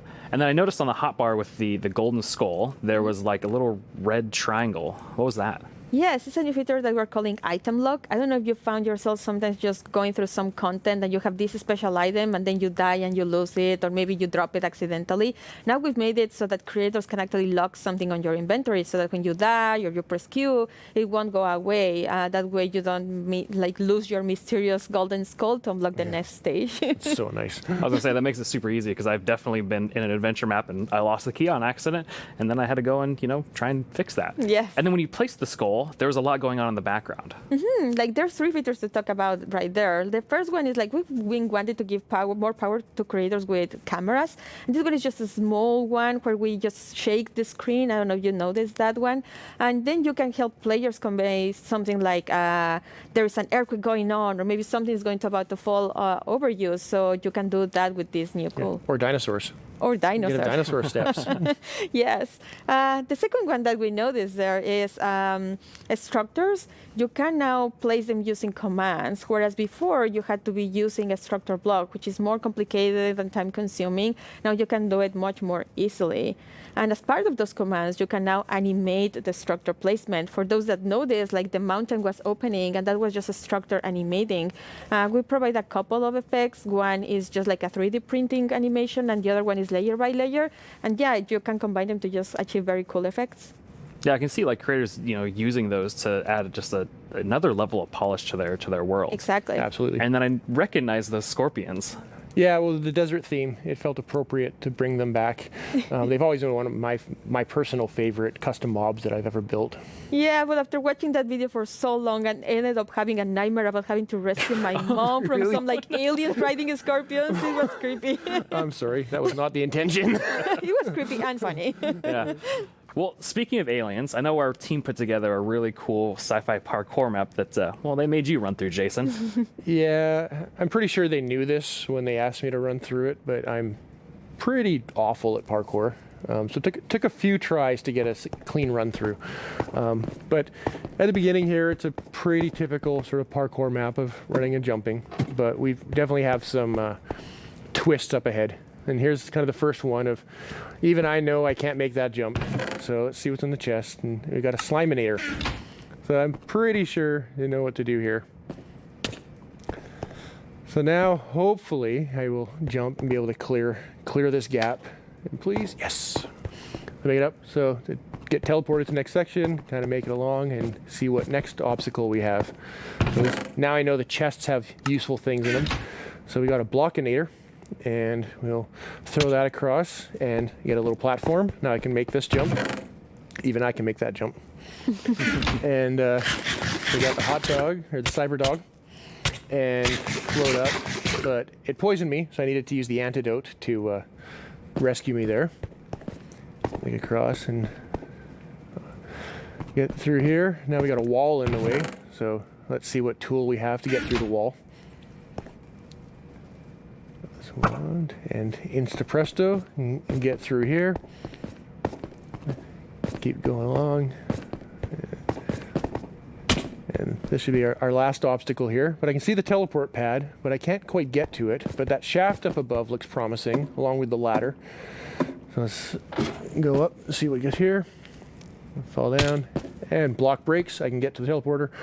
And Fanny's already there. You made of course. Yeah, finally. Wow, that's super 86 cool. times. I love That's just pretty the good. aesthetic of that too as well, like all the art and things. So those teleport blocks, those seem like a really cool way to add like another level of immersion to the worlds you're creating. Yeah, with data-driven items and blocks, we get so many new events that you can act on. Like, for example, in the case of the teleporters, you can step on it, and then an event will trigger, and you can react in so many ways. You can add particles, or in this case, for example, you run a series of commands that just teleport you to the next area. That's awesome. And I love the Slaminator, the Blockinator, and the Magic Wand. I've never seen items do that before. Yeah, so that's another example of how combining the same tools you can achieve so many different effects. For example, the Sliminator was just using the event and the fill command, right, to replace the blocks at the bottom with the slimes. Then the next one, we have the wand, and that one is just replacing blocks with air. And then we also had the Blockinator, which allowed you to walk by placing some blocks, replacing air with blocks. So just by combining events and the same command in different ways, you achieve so many cool effects. Yeah, so it's just small little simple things you can combine in lots of different ways and get a wide variety of results. And even that Blockinator allowed you to make that jump. Yes. And then I also saw that there was messing with mob effects too as well. Yeah, so we've had an example of custom food in there, but in addition to just satisfying hunger like a food normally does, you can add and remove mob effects. So we had the cyber dog that gave 3 effects, the levitation, nausea, and poison. And then we had the antidote that would actually only remove 2 of them. So unlike a bucket of milk that removes all mob effects, you can make things that remove very specific things. Yeah, and it seemed like you got, after you use that, or after you use the magic wand to get to that wall, it seemed like you were stuck, but there was something else that was going on there. Oh yeah, so there is the block that was in my way. So we made it so that another one of these events, similar to the on step on, is we also have an on fall on. So in this case, it was just an on-fall on, and you can set what distance you want the event to trigger. So you have to fall at least 10 blocks or something like that. And when you land on it, we then break the block, similar to what, like the tomato plant and other things that we saw earlier. Yeah, and it seemed like it took you quite a few tries to make it through, but Fanny was able to do it first try. Yes, unlike others, 86 times. Yeah. Yeah. And one new feature that we have is that on raw text, you'll be able to show the names of the players that are of interest at that moment, and also show scores. Like in this case, we were tracking how many times Mayor was dying.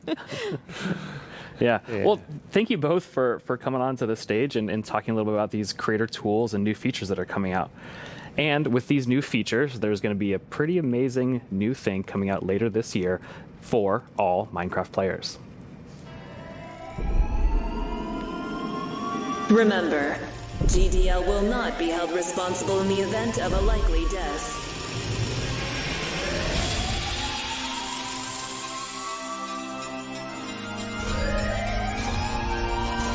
Your descent will begin in 3, 2, 1.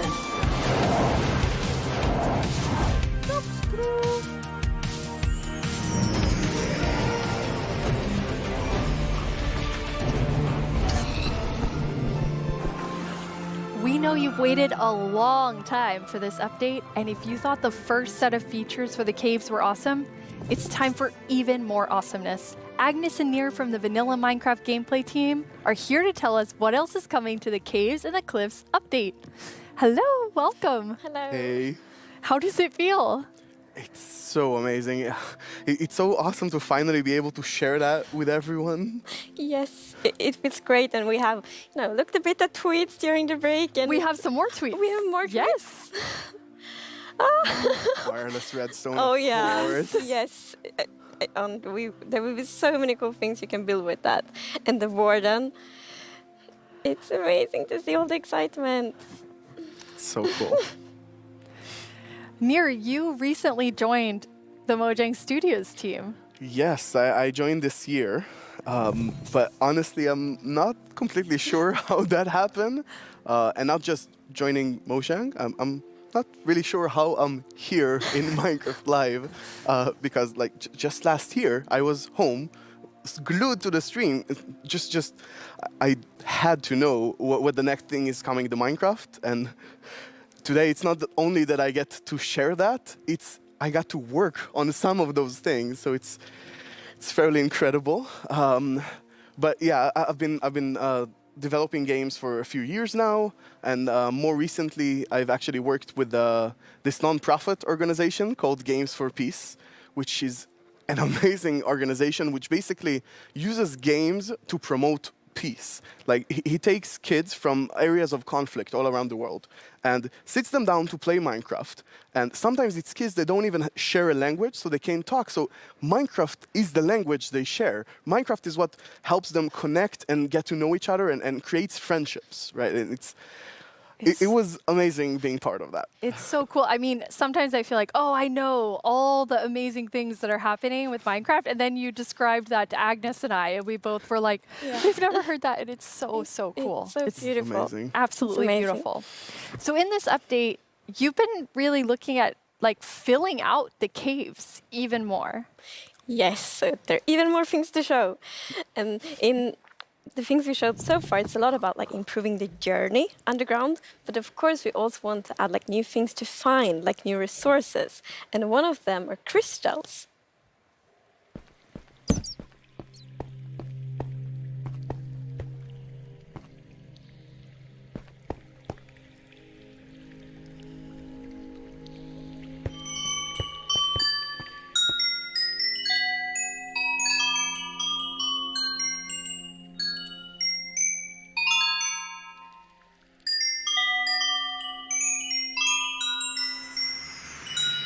They're so beautiful.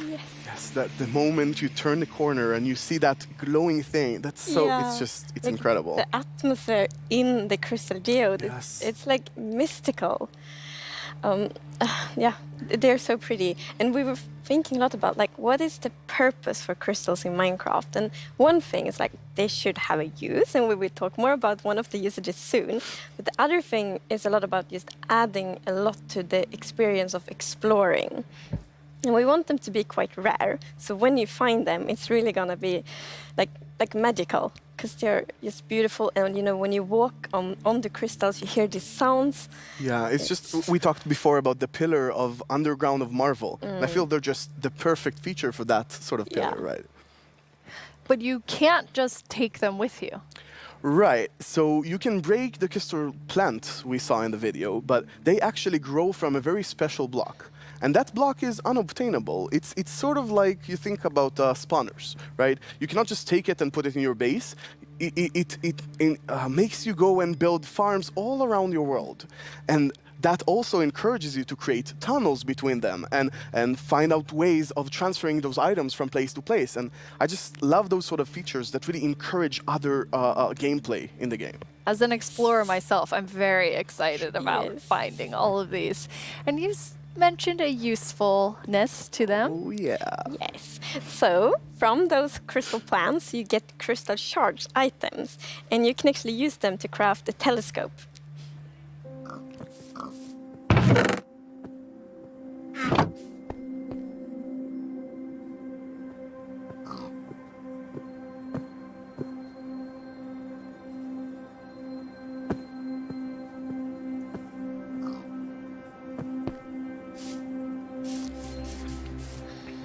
That is amazing. It is. It's such a useful item. Super cool. And the cool thing is that, so yes, you use the crystal shards to craft them, but you also need something more, and that's also a new thing that we added.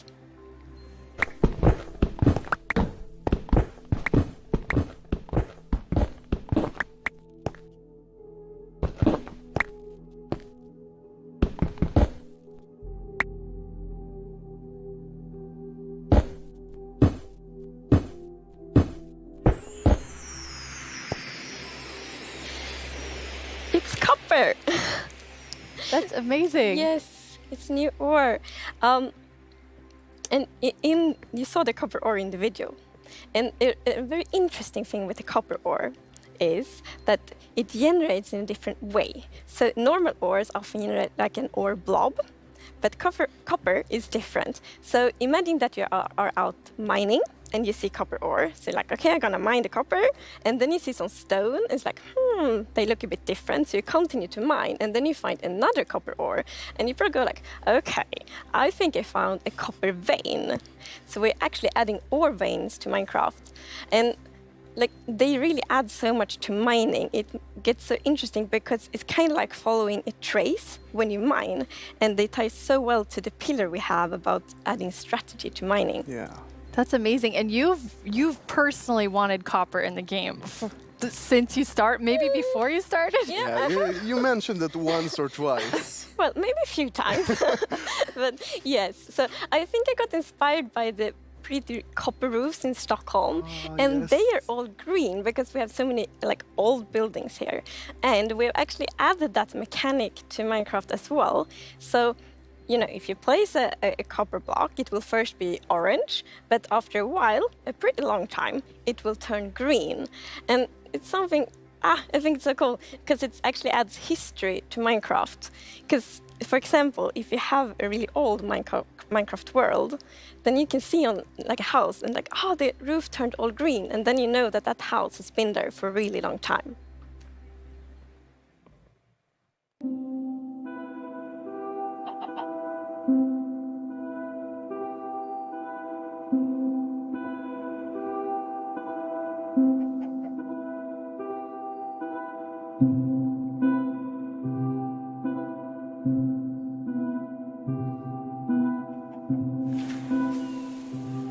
And copper won't only be used for the telescope. You actually have another really cool thing that you'll be able to craft with it. Yeah. So Jens talked a bit before about these design principles that we have in Minecraft. And one of them is that if something bad happens, the player either caused it or it has a way to sort of avoid it. And one of those exceptions, for example, is lightning striking. Now, some people like to build wooden roofs in Minecraft. Some even build wall roofs. Looking at me, Right.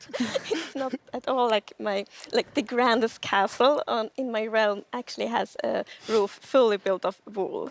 Yeah, that's not a good idea. No, but we did get some fires. yeah, so to try to help the players with that, we are introducing the lightning rod.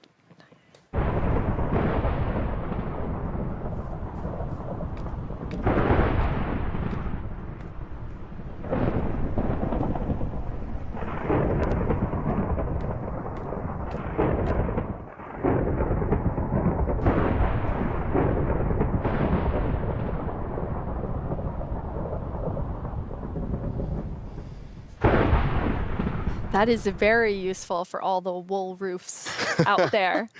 Yeah, I think this is a problem that happened to a lot of our players. Even personally, I had this peaceful game that I played with my partner, and it wasn't peaceful. And we went out and we were like looking at animals, collecting a few animals to our base, and we came back and our house was gone. And I was quite confused because I consider myself to be someone who knows a bit about Minecraft, and there are no creepers, there are no endermen. So what happened? We figured that probably a lightning strike hit and burned down the house, and we were quite traumatized because we were not prepared for this. So I think this lightning rod is really going to help with that. Yeah, now you don't have to worry about that problem anymore. No, I'm gonna place like lightning rods everywhere on my wool roof. Good. Will be perfect. Good.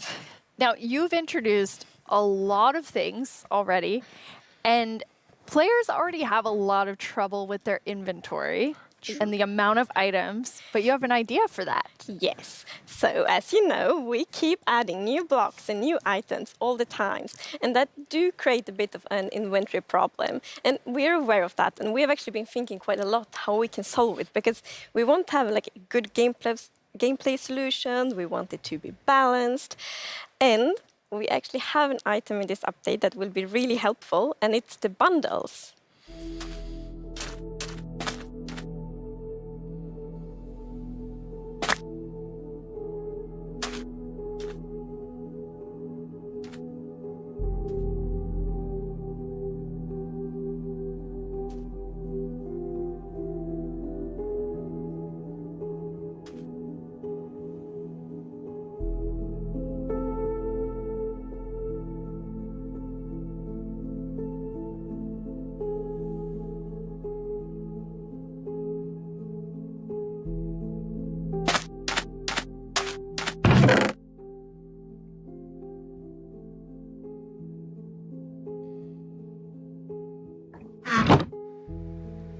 Bundles. Yeah, this is awesome. It's such an elegant solution as well, and I love it. I think we spend a lot of time talking about the inventory problem, and I think one of the biggest takeaways there was that this is not actually one problem. It's constructed from a lot of sub-problems. For example, hotbar management is one problem. Getting a lot of blocks for your huge build somewhere, that's like something the shulkers help with. But I think there is a third sub-problems where every time you leave your base to go exploring somewhere, your inventory keeps getting full of junk. Like, this lot just has 2 flowers. This lot has just 1 seed, right? And I think the bundles are really going to help with that problem. Yes. So the thing with the bundle is that you can place many different kinds of items in one bundle. So many different kinds of items in one inventory slot. So for example, I can take those 2 flowers and 1 seed and put them in one bundle. It's great.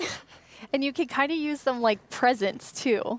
Oh, yes. I'm so excited about seeing what players do them in like shopping district, right? You can have the bundle of the day, which has a bunch of things with it, or you can have secret bundles where you have 3 of them in a chest, but you get a random one. I think it's really going to be cool. Yes, and for example, if your friend has a birthday, you can put like your prettiest item in the bundle because it looks like a gift wrapper, and then you can give it to your friend. That's so cool. We've talked so much today on the like really game design side, but how do you work on the art side? We actually have a very close collaboration with the art team, and it's great. So my job is basically to get an abstract idea and imagine how it would fit into the Minecraft universe and then start sketching it. So once my sketch is finished, I send everything to the 3D artist that it's gonna model it and animate it to make it alive. My job is to bring sketches to life and make them move in 3D space. To work with a game that has such a special look, it's amazing. It's a challenge, it's fun, it's sometimes frustrating, but it's very rewarding. I love it. I make the pixel art of the block, and usually when I create a block texture for a new rock type, it's going to be a lot.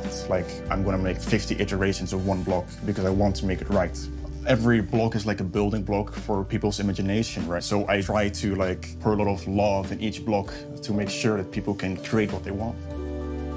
So I think my favorite thing about the Minecraft look is that it's very unexpected, very unconventional, and that's where like the special comes from. Minecraft in terms of game art is special because it has such a unique look and it's very restricted. It has to be 3D pixel art and we can only work within those boundaries. So we have to like think inside the box but also outside the box. I've been working on this exciting new mob.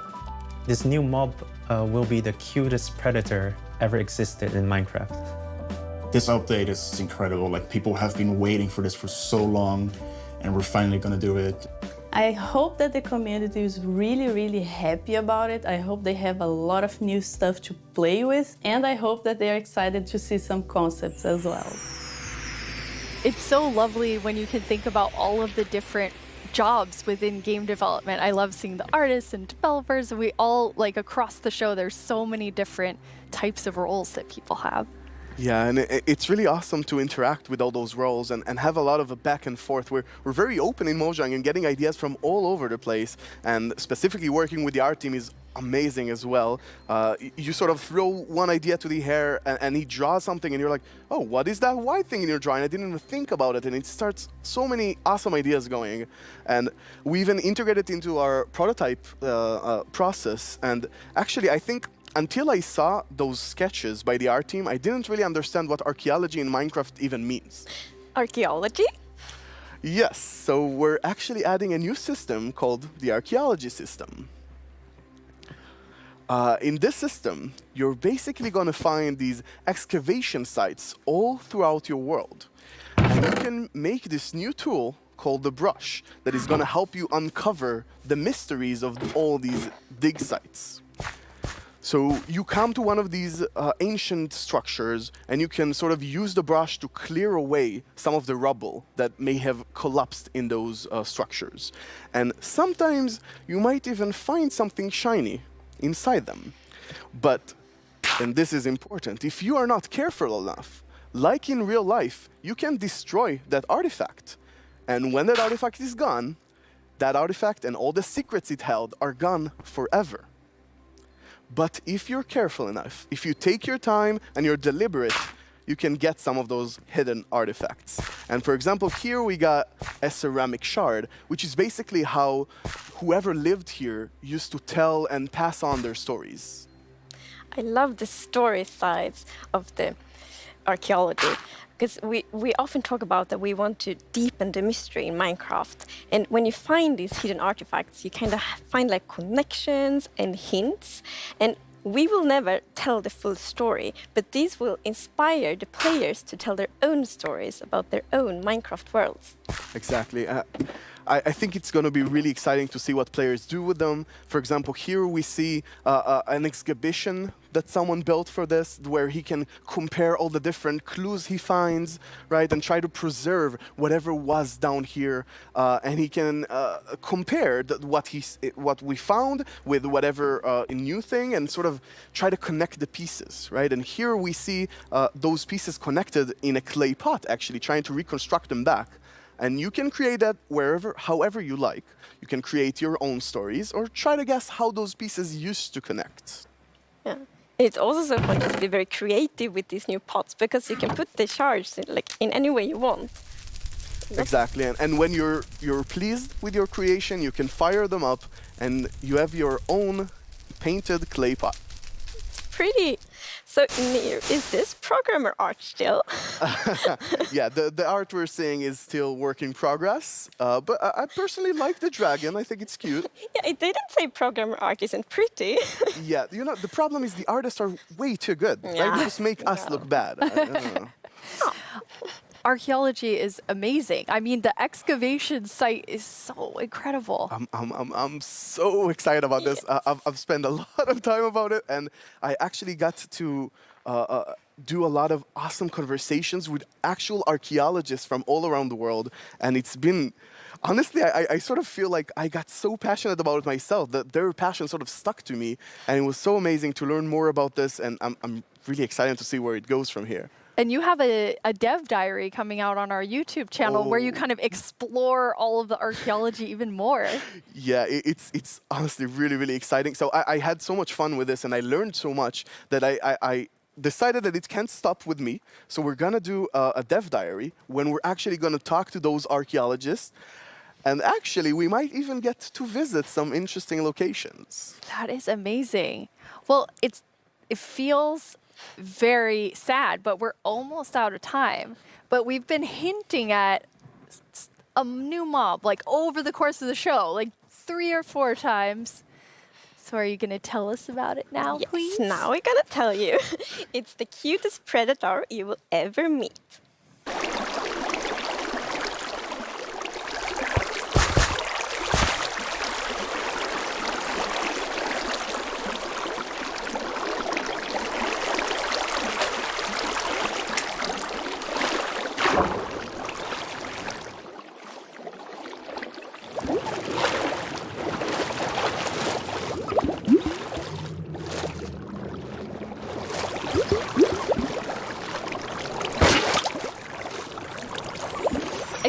I feel like there's only one sound I can make after seeing that, which is like, It's so cute. It's so adorable. The axolotls. How did you decide on axolotls? So, when we add a new mob to Minecraft, we really wanted to have like its own unique character. We wanted to have purpose. And it's also a very good thing if it happens to be ugly cute. And the axolotl is perfect. It has all of these things. Well, I guess on the ugly cuteness, it might be quite a big emphasis on the cute side, but still. And we actually had a brainstorm in the team. So we were like, okay, we're gonna add goats, but we want to add another animal. And then one of the developers posted like a big picture of an axolotl, and we all went like, yes. Yes, this right now. It's like the definition of ugly cute. It's like made for Minecraft. Perfect. And then we also found out that axolotls are endangered in the real world, and we think it's good to add endangered animals to Minecraft to create awareness around that. So that's also a good thing. Like with the bees? Yes, like with the bees last year, for example. But yeah, so the axolotls, as you saw in the video, they live in the lush caves and they really add a lot of life to the lush caves. And there's also a bucket of axolotl. I didn't think it could get cuter. I know. But that is just so cute. I don't know how to handle it, but it's so cute. So when you're walking around in the lush caves and you see some axolotls, then you can actually scoop them up in your bucket and take them with you. So maybe you build like a pretty aquarium for them in your base, or maybe you bring them to your ocean adventure.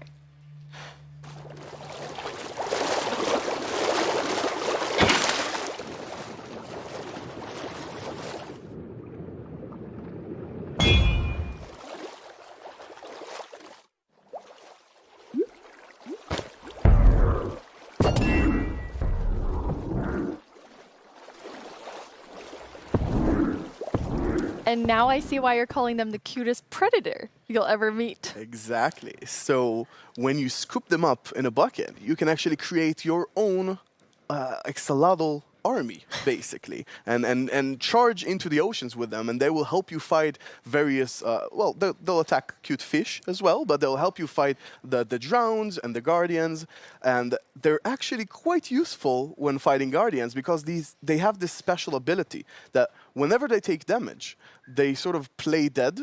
And when they're playing dead, no mob will actually attack them. So they have this time to regen back, help, and then jump back into the fight together with you.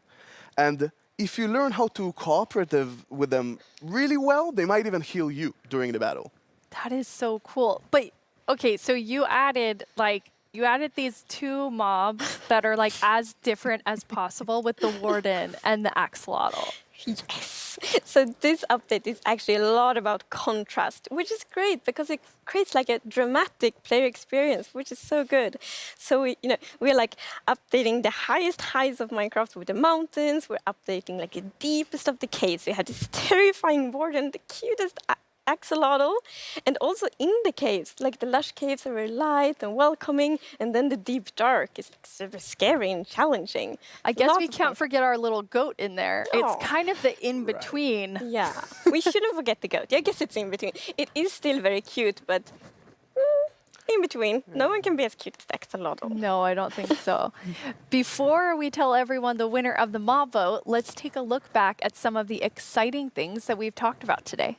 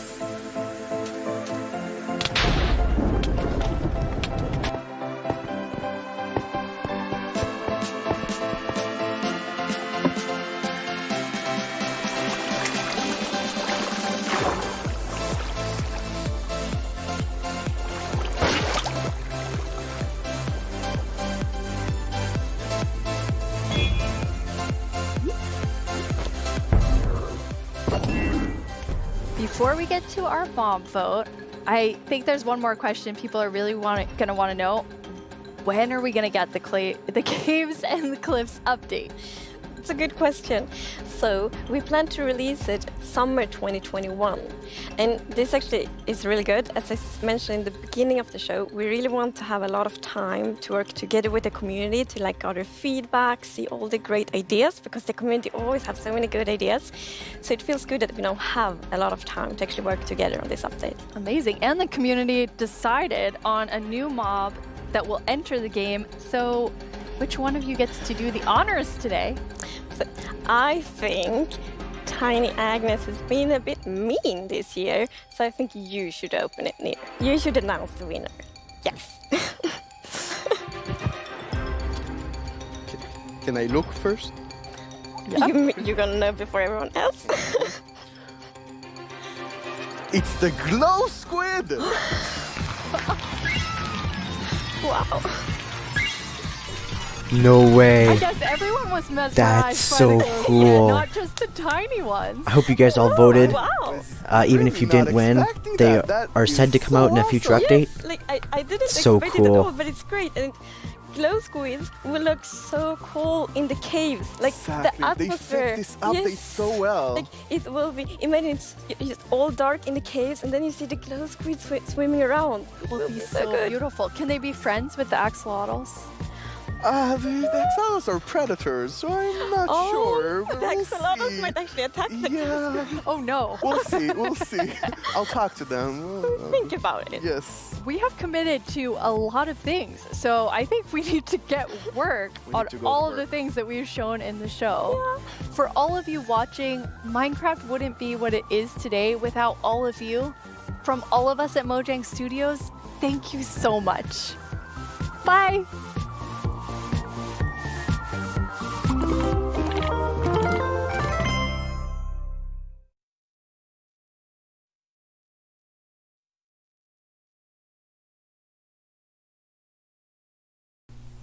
That was a lot of stuff to take in. And thank you guys so much for watching. I'm going to come out with some videos covering all those different snippets of information and put them all together into different videos. That was a lot to take in. I know you guys have a lot of questions. Just to recap, the cave update, well, Caves and Cliffs update is the next update coming out. So 1.17 has been revealed. It's coming with a ton of new cave generation and a ton of other things. Anyway, that's going to be it, guys. So thank you guys so much for being here, and I'll see you guys in another video. And please, guys, check out my Techtopia series and subscribe and like the channel. Thank you guys so much.